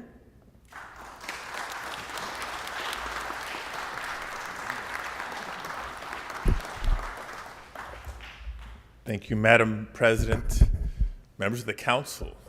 Thank you for allowing me to be back and kind of leapfrog to say a few words. I would not have missed this because you are, it's not a retirement thing, it's not a lifetime achievement award, but a well-deserved break, as Council President Martinez said, for a tremendous public servant who I'm honored to call my brother, Akley Padilla. When I was thinking about what I'd want to say today, the first thing that came to mind is I probably shared with each and every person around this horseshoe and a whole lot of other people throughout the city that when they tell me, I met your brother. Is your brother the same, work for Nuri Martinez? Is your brother working in City Hall? I'm like, yes, he is the funnier, smarter, better with people Padilla, and I'm not ashamed to say it. It's absolutely true. But why does he root for the Angels and not the Dodgers? That I don't understand. But I guess nobody's perfect. Nobody's perfect. I'm going to try to be brief because I think there's a few other folks who want to say a few words, but I'm just getting a ton of flashbacks to, yes, nearly 20 years ago, when I don't think it was just me, but I was part of the conversations, part of his thought process in deciding to leave what was a successful start in a private sector career trajectory to consider public service. And he didn't come to work for me, at least not right away. I talked him into working for then council member Tony Cardenas, who represented the 6th District at the time. And there was a number of projects and issues that he worked on there, including some solid casework that when the time came for me to kind of do something impossible, and that is fill a field deputy position in Pacoima, right? My own hometown, our hometown. Like, the community has some pretty high standards of who they wanted representing their city council member at the time, not just who their council member was, but who their field deputy was. And I thought, who better to be my eyes and ears, who better to be my consigliere in the Northeast Valley than my own brother? And as they say, the rest is history. From working for multiple council offices, over the course of nearly 20 years, he's done it all. I've seen it on the ground, from the neighborhood cleanups and organizing some neighborhood watches, remember Robert? To shepherding what became the Discovery Cube of Los Angeles during challenging times, to helping my sister, Nuri Martinez, ascend to leadership, not just of the council, but in the city. And getting the calls from him literally on the front lines during COVID, whether it was vaccination sites, whether it's food distribution sites, and so much more. So needless to say, I'm proud of him. Our whole family is proud of him. The whole community of Pacoima and the Northeast Valley is proud of him and respects him so much. And just to echo what the council president said, he's done it all while living up to the standard that our parents set for us. Family always comes first. And anybody who's witnessed my brother bringing in either Kaylin or Catherine or Chloe, sometimes all three at once, to City Hall, I think Patty tells my brother what Angela tells me. What are you thinking? Are you crazy? Are you sure it's okay? Can you handle it? Yes, he can handle it. He's done it all with grace. And he's not just a great father and husband. He's been a tremendous son and brother. He still checks in on my dad very, very regularly and calls me. As busy as he is, he calls me. What do you need? What do you need? A babysitter this weekend. Just kidding. Actually, I'm not kidding. But anyway, I can go on and on, but I will leave it at that. Just thank you all for sometimes being nice to him, maybe sometimes not if he deserved it. but respecting him enough to have really contributed to this place and to serve the Northeast Valley, the entire city, for as many years as he has. I know this isn't the last chapter, but I will publicly state for the record, the next Bobos is on me. Thank you.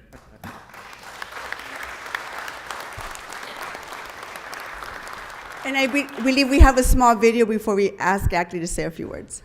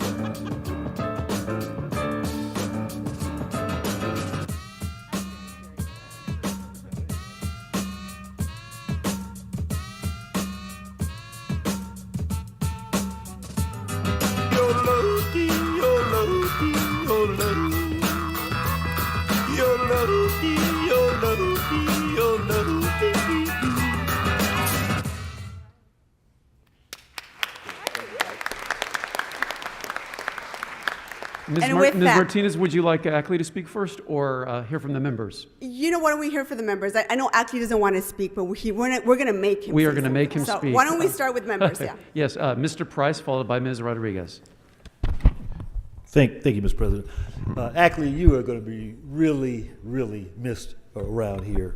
And while you might have been on Nuri's payroll, you know, you really served all of us.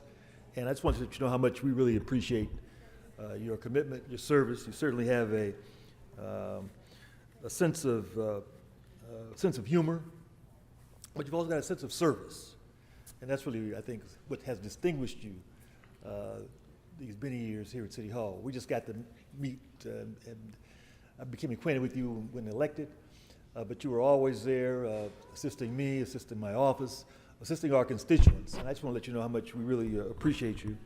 And you know, you certainly have a sense of commitment that permeates everything that you do, whether with a laugh or a smile or a frown or scowl. We know that it's to make a big difference. And so, Akley, we're just going to miss you. Again, thank you for your service, not only to Nuri, but to CD9 and to the rest of our city. We're grateful to have you and to call you an angel. Keep up the good work. Thank you, Karen. Thank you, Mr. Price. Ms. Rodriguez, followed by Mr. De Leon. Akley, when I got the news that you were, when you first made the announcement that you were leaving, the first thing I did was send you a crying emoji. And you have been a trusted source and friend for so many of us. From my first getting elected in that first term and the transition of building our team and everything, you've just always been one of those trusted allies that we could talk to, have candid conversations, and I'm just so grateful. And you're a constituent, so you're not going to be far. I intend to still call on you as needed, perhaps organize a neighborhood watch. You'll have some extra time. But really just grateful for the mentorship that you helped to also provide to my staff. It's critically important for, I think, the generations of staff that come in to have identified an elder that they could count on, that they could trust to help guide how to be the most effective in this building. And, it's incredibly, it's bittersweet, but it's so special to see that you're making this time to spend with your family and prioritize them, because I know how much they mean to you. It's no secret how treasured and valued your family is to you. You exude that with everything that you do, and it's just really special to see you finally getting this moment and opportunity. We, as public servants, we don't always prioritize ourselves in this work. You've done an exemplary job of making sure that you've balanced those priorities so beautifully. And just thankful for your friendship, for your incredible service to our city, obviously to Nuri. It's been, as Curran said, you support us all. And I'm just grateful for you and thankful to you for your years of friendship and support and service to our city. Congratulations. Thank you very much. Thank you, Mr. De Leon, followed by Mr. Lee. Thank you very much, Mr. President, colleagues. Akley, let me say the following. Along, I think, with Ms. Rahman, we're the newbies here, so we've been here, 1 year and 6-7 months. In that short period of time where we've engaged with each other, it hasn't been a lot, but the times that we have engaged with each other, the vast majority of times you've engaged with my chief of staff, you have been professional, you have been thoughtful, you have been always even-keeled, and you've been a straight shooter. And those are the characteristics that we appreciate very much, especially for those who work, whether they're members, whether staff members in a political ecosystem, whether it be in Washington, D.C., or our state capital in Sacramento, or here in City Hall. Someone who is a straight shooter. And with my conversations with my chief of staff, as well as other staff members, they validate, double down on everything I just stated. Again, professional, even-keeled, straight shooter. And that's what I appreciate, and I've always appreciated very much from you. Problem solver, because the vast majority of things that we do is we're solving problems. Problems that impact the human condition of all Angelenos, of all Californians. And that's something that I truly, truly appreciate, from you. Again, I know that you have so many more years in this institution that I have, but I already can tell you will be sorely missed, from this institution. We need more folks like you at every level of government, and the roots and, where you come from, knowing, Alex, our U.S. Senator, more so in the roots, and having an opportunity to go to Patty's just the other day where your father worked, for quite some time over on Riverside Drive in Toluca Lake, knowing who your roots are and where you've ascended, to become the chief of staff to the president of the city council speaks volumes of who you are today, and that much needed opportunity for respite for you and your family, but also where you'll be going in the future as well. So de todo corazón, I just want to say I appreciate you very much as a human being, and we wish you nothing but the best, and my door is always open to help you in whatever your future endeavors are. Gracias. Thank you, Mr. De Leon. Mr. Lee, followed by Mr. Bonin. Akley, not many people in this building know that before I was part of the CD12 family, I used to be part of the East Valley family, and that I've known you for almost 20 years. We've worked on several different campaigns with each other, whether it be Alex or Tony or Nuri, Raul. And I think through all those times, I was just sitting here looking back, I don't think you've ever called me by my first name. I think it's always been a very respectful, like, Mr. Lee. I don't know how old, I still don't know how old you are.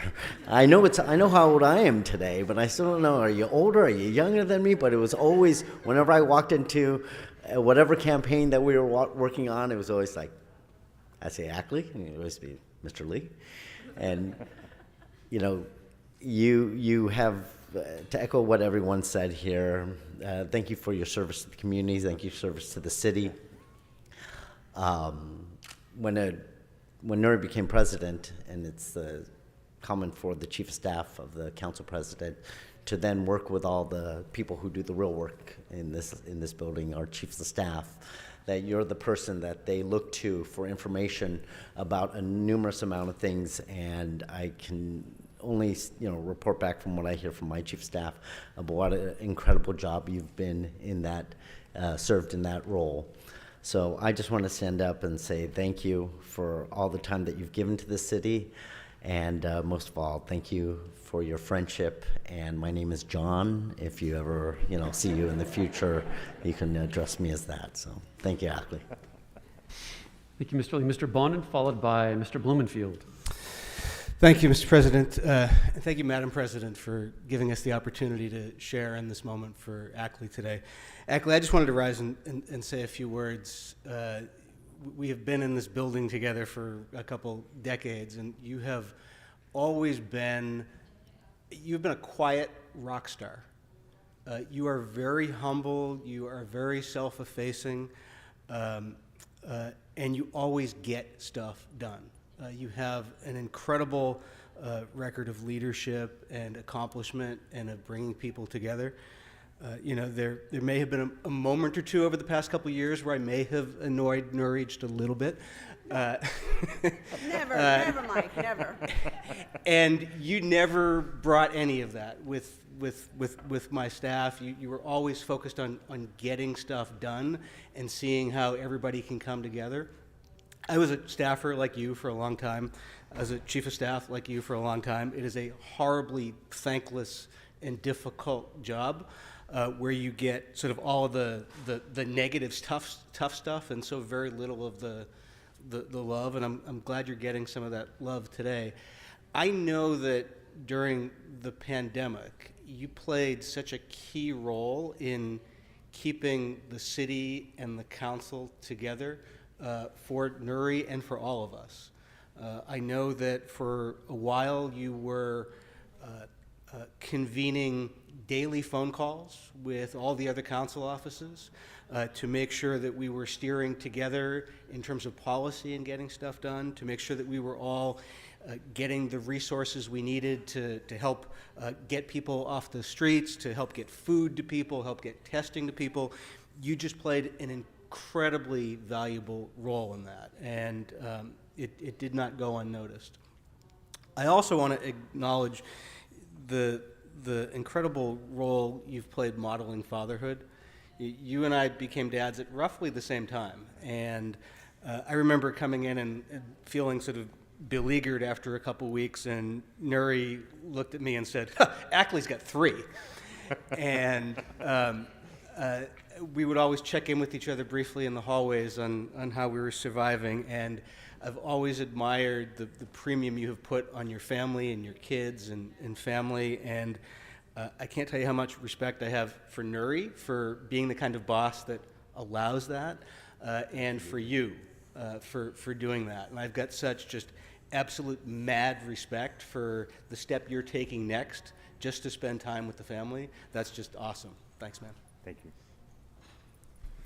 Thank you, Mr. Blumenfield, followed by Mr. Krikorian.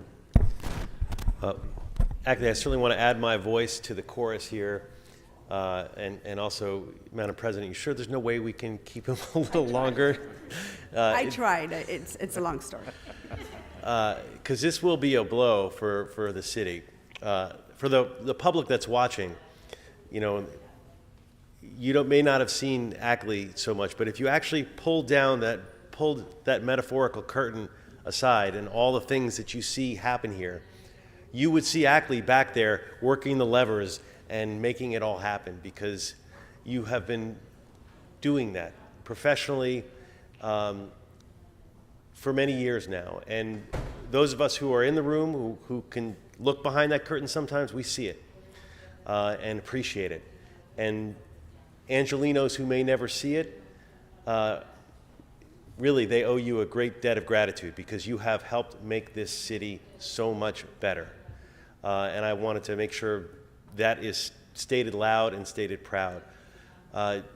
Also, it's great. I mean, you have been a Valley guy. I've known you for the years in different capacities and on campaigns, and you've just always been that unflappable force that gets it done. And I know that your family is going to benefit from having you, and whatever you move on and do in the future will will be tremendous because past is prologue, and you have been tremendous. So just wanted to say I appreciate all that you've done. I'm really grateful for your service and your friendship, and I wish you the best. Thank you. Mr. Krikorian, followed by Mr. Wesson. Thank you, Mr. President and Madam President. Akley, these are comments that I never really would want to have to make, because I really so hate to see you leave this building, but I'm so happy for you that you're able to do it and spend the well-deserved time with your family that you've earned. You know, around this horseshoe, there are people standing behind all the members, all of whom make such an incredible contribution that the public never sees and never fully understands. And maybe the public doesn't know the names of the key staff that we have who are working on these things. But I think there should be no mistake that the big things, the important things that happen in this city happen because those things are put together and seen through, and the details are tended to, and the vetting is done, and the hardest work is done by the members of our senior staffs. And every single one of our offices owes so much of that to you personally, because you have touched every single member of the senior staff of this building. You have been a part of every recent big thing that this council has done, and the legacy that you're going to leave as you leave here, you will see in every part of Los Angeles, not just in the 6th District, not just in the San Fernando Valley, but truly throughout the city of Los Angeles. You're going to be able to see the things that you played a role in making happen, things that might have seemed impossible. I mean, as my colleagues have addressed, through some of the hardest times that the city has ever faced over the last couple of years. And you've been able to keep everyone on task. You've been able to keep us all moving forward and achieving things, even in the face of the seemingly insurmountable challenges that we faced over the last couple of years. And you know, every member of staff has their own style. They, you know, some people accomplish things, well, let's just say through different personality types and different styles. And I think everybody in this building recognizes you and your ability to accomplish things because of your good humor, because of your, you know, ability to solve problems and find a way to get to a yes on things when you can, but most importantly of all, your unquestioned honesty and character. Where if Akley says something, we can take it to the bank. If we disagree on something, at least we know exactly where we stand, because Akley is the kind of leader who is not going to fudge, not going to try to, you know, gild the lily. You're somebody somebody whose honesty everyone can always rely on. And we haven't really talked about it. The council president and Senator Padilla both touched upon it, but I think it's worth repeating. You've also been the central part, kind of the hub of the wheel of this most remarkable story, the San Fernando High legacy of the San Fernando Valley, which I hope someday someone will write a book about, because the political empowerment of the people of the Northeast Valley that came out of your circle of acquaintances, our council president, Congressman Cardenas, Senator Padilla, others who have not only raised themselves, but raised others with them, and empowered an entire community and strengthened the Democratic Party immeasurably in the San Fernando Valley, and created opportunities for Latinos that did not exist before, and you've been in the center of all of that, making that happen, as well as your day job here in City Hall. So it's a remarkable story that I hope people will always remember and recognize. And then lastly, I just want to say, to thank you for your mentorship. Because as I mentioned, you've interfaced with every member of our senior staff.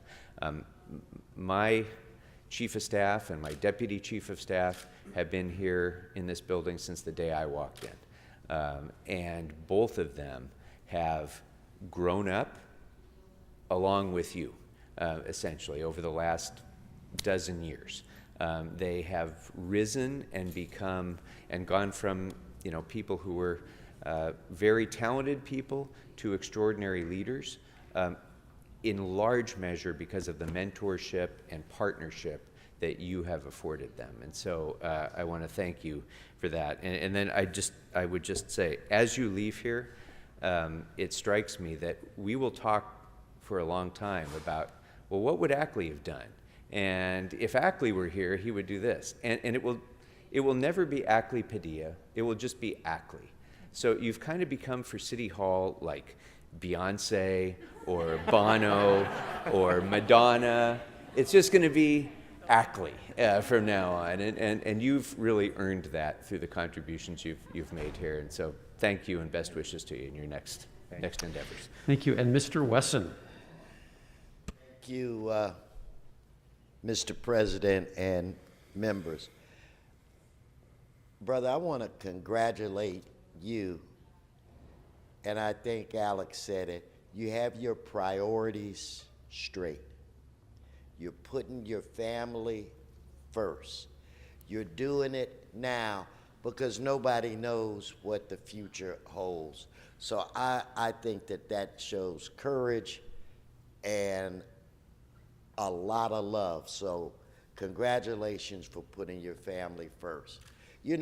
The years that I've known you, and I've never really told anybody this, but when I see you, I think about a poem by, I believe it's Rudyard Kipling, If you can keep your head when those about you are losing theirs and blaming it on you, if you can trust yourself when all men doubt you, that's the way you've been. You've always been even keel. You look like a duck on the top of the pond. Nobody sees the little feet.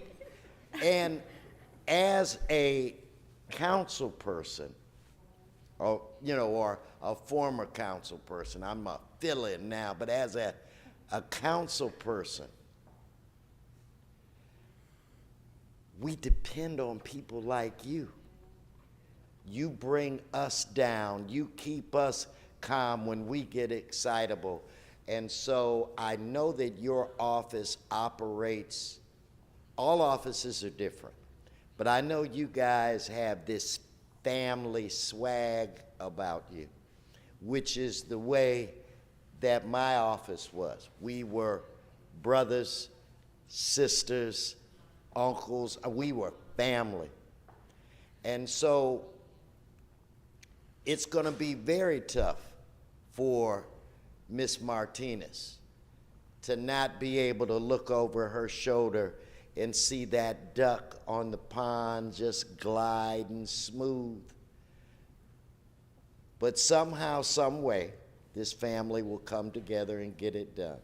But I just want to say, and I think it's up in my new office, some guys gave me this Chinese artwork, which I can't read it, but what I'm told that it says is that I am the same person in the beginning, in the middle, and in the end. And I think that describes you. You are always just like this. And you're the kinds of people that advance this world. So good luck to you. Take care of your family.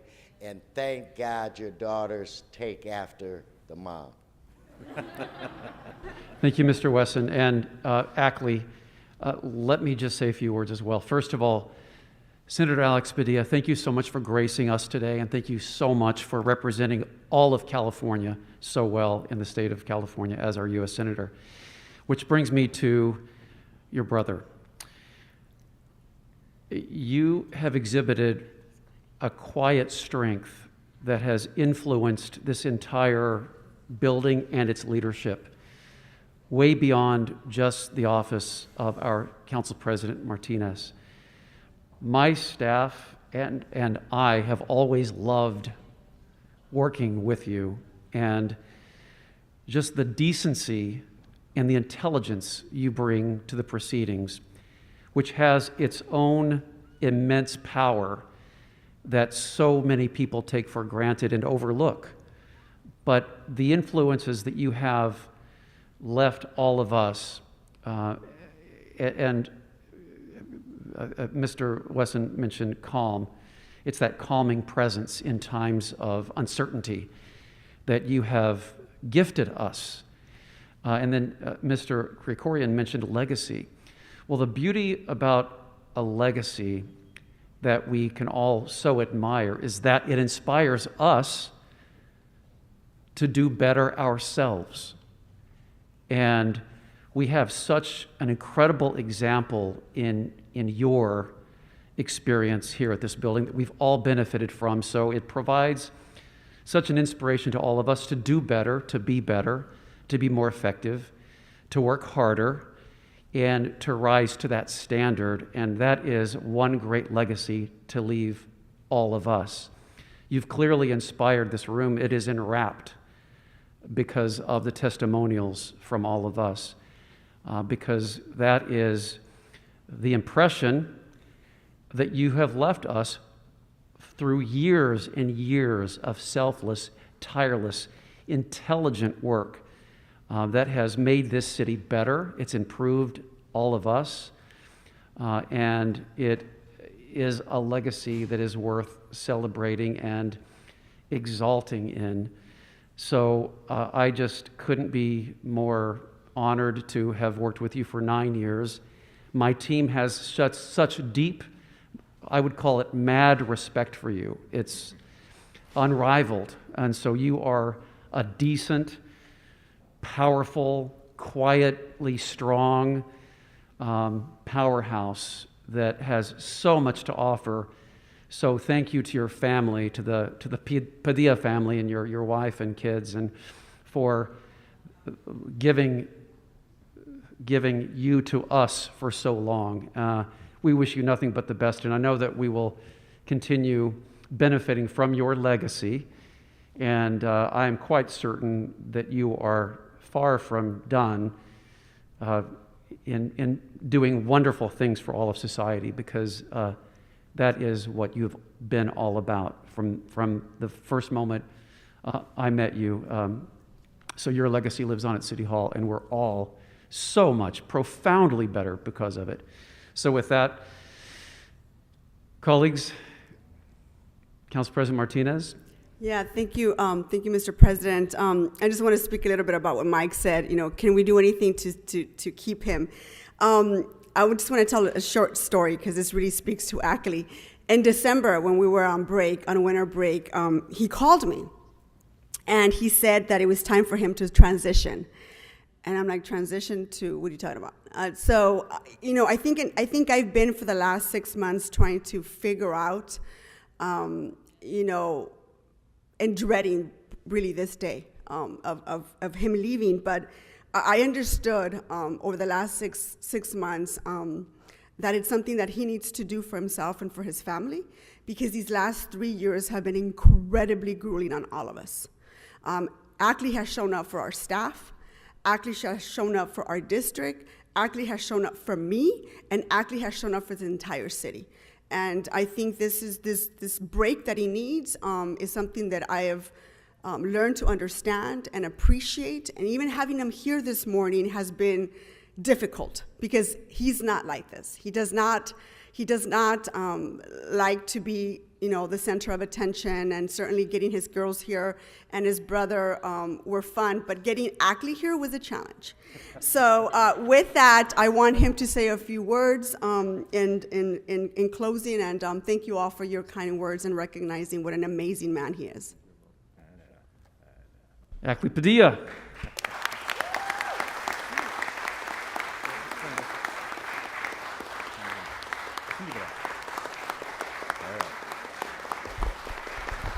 Well, thank you guys. And Nuri will know this. In typical fashion, I don't have talking points prepared. But I'll start just by introducing my daughters first off. I've got my daughter Kaylin, Catherine, and Chloe, 13, 11, and 9. So they're getting into their prime. And so I knew, and Nuri touched on it, especially over the past couple of years with the pandemic, there were a lot of days where I'd leave and the girls were still asleep, and I'd get home and they're asleep. So I'd miss the whole day with them. And over the course of time, I realized, you know what, this is the chance. This is the chance to hang out with them, spend some time together. There's got to be a way to do it. And I've got to tell you, Nuri, I really appreciate the support in this decision. Everybody, you guys know Nuri, you know the kind of leader she is. You know her standards. Mr. De Leon, you talked about being a straight shooter. Nobody's more of a straight shooter than Nuri is. But whenever it came to a family situation, there were never any questions asked. A family illness, a tragedy, the starting of a new family. There was no questions asked from Nuri. Always had 100% support, and I will forever be indebted to you for that. To all the members, just want to thank all of you for the work that you do. This is a difficult job in the most difficult times, and maybe there's differences of opinions on approach, on how to solve problems, but the commitment that you all have to figuring it out, I, both as a staff person, but just as an individual, truly respect and appreciate all the work that you guys do. To my fellow chiefs as colleagues, appreciate all the work that they've done. You know, we did have our monthly meetings, our chief calls, and try to keep in touch on what's going on. A lot of times it was just venting, but we all knew we just had to figure out and stay together, and we'd figure things out and get through the pandemic, and we did. I see Avak, and I gotta share one quick anecdote. I'm not wearing a tie today. I haven't worn a tie since the pandemic. I know Mike Bonner applauds, but Avak, I know, is grinding his teeth. He hates it. We should all be wearing ties. I bring it up because I first started with Tony Cardenas, and Tony had just gotten elected. I was trying to figure out what I'm gonna do. My brother called and he says, hey, Tony may need help setting up his office. Why don't you help him out, get settled, then you'll figure things out. And if you guys don't know me, back then I was like, why would anybody wanna work in government? Why would anybody wanna wear a suit? Why would anybody wanna wear a tie? And I said, fine, I'll help Tony for a little bit. That's 2003. Now we're in 2022, and here we are. But through the years, again, it's been an honor for me to serve. It's been a great experience, so much that we get to be part of. Many of you guys gave credit for things that we figure out and accomplish as chiefs, as staff. The reality is, and I gotta thank my team here, it's them. They're the ones that figure it out. They're the ones that do the work. So thank you guys for everything that you've done. And I really look forward to seeing you guys grow and be even more successful. And I gotta thank folks like Avak, the clerk staff, city attorney, all the staff, all the folks requiring that you acknowledge too behind the scenes that people don't recognize. You know, you guys are the ones that deal with all the crazy phone calls from us, you know, at 5:59 p.m. trying to figure out what we're gonna do first thing in the morning, finding a solution for us, all those pieces really helped make us successful, and that I've always cherished, and I appreciate your guys' availability to help find solutions for us. So I wanna say thank you to that. To my girls, you know, during the pandemic, there was 2 years where I really felt like I missed out. And so I'm really excited about us hanging out and being together. I've been blessed. A lot of strong women in my life. Obviously, my mom. Grew up with our big sister. My brother can attest to that. Powerful women here in the council. Ms. Martinez, one of the most powerful, but Ms. Rodriguez, Ms. Rahman, all you guys, the presence of having strong women, I think it's been an honor for me to be part of. I'm glad that my girls get to see it within our office. It's a strong female team. I'm blessed with that. So I'm excited, I'm honored. I'm really looking forward to hanging out with the girls. We've got 6 months lined up. They're upset because we signed them up for summer school. That wasn't part of their plan. But we'll get through that. But we do have Costa Rica lined up. We do have some beaches and a lot of swimming, so we're looking forward to that. Very excited. I do have to acknowledge the most important woman in my life, who's Patty, my wife, couldn't be here today. For many of you guys who do know her, strong, committed woman, got called in, had to go to work, so that's where she's at. And in true Patty fashion, left me with 2 remarks this morning.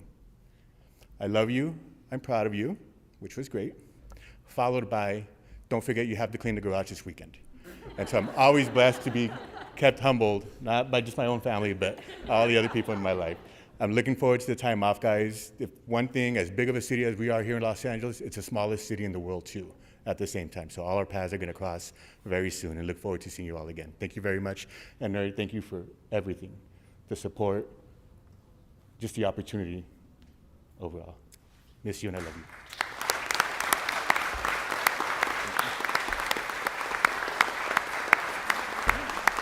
Come on, guys.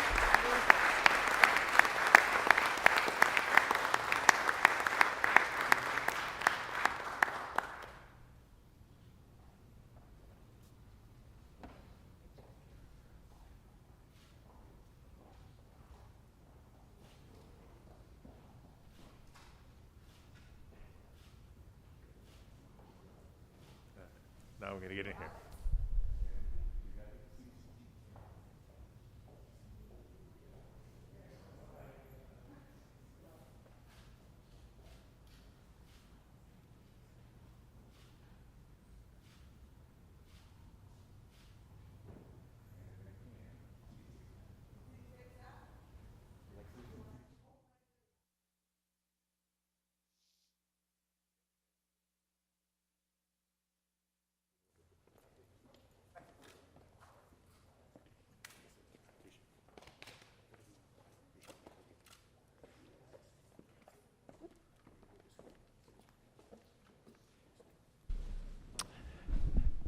Colleagues, before we wrap up the meeting today, are there any other announcements? Are there any adjourning motions today? Adjourning motions, Mr. Harris Dawson, please all rise for adjourning motions. Thank you so much, Mr. Chair and members. I was particularly moved by Akley's words about strong women, and it put me in mind of the 2 adjourning motions that I have to do today. The first adjourning motion is for a woman by the name of Ruby Milan. Miss Ruby Milan was born in Louisiana, came to Los Angeles as a young adult, and began being an activist in our community, serving on the school parent-teacher committee, serving on our church board, starting the block club on Halldale Street, a member of the 77th Street Police Advisory Board. I remember meeting Miss Myland as a young activist, and she came to me, and I've learned that she did this to everybody.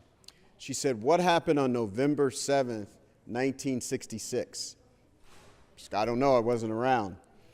She said, "That's the day that I cast my first vote in this country legally." And I was 36 years old. I was already a manager on my job. I was already a parent. I was already a leader in my church.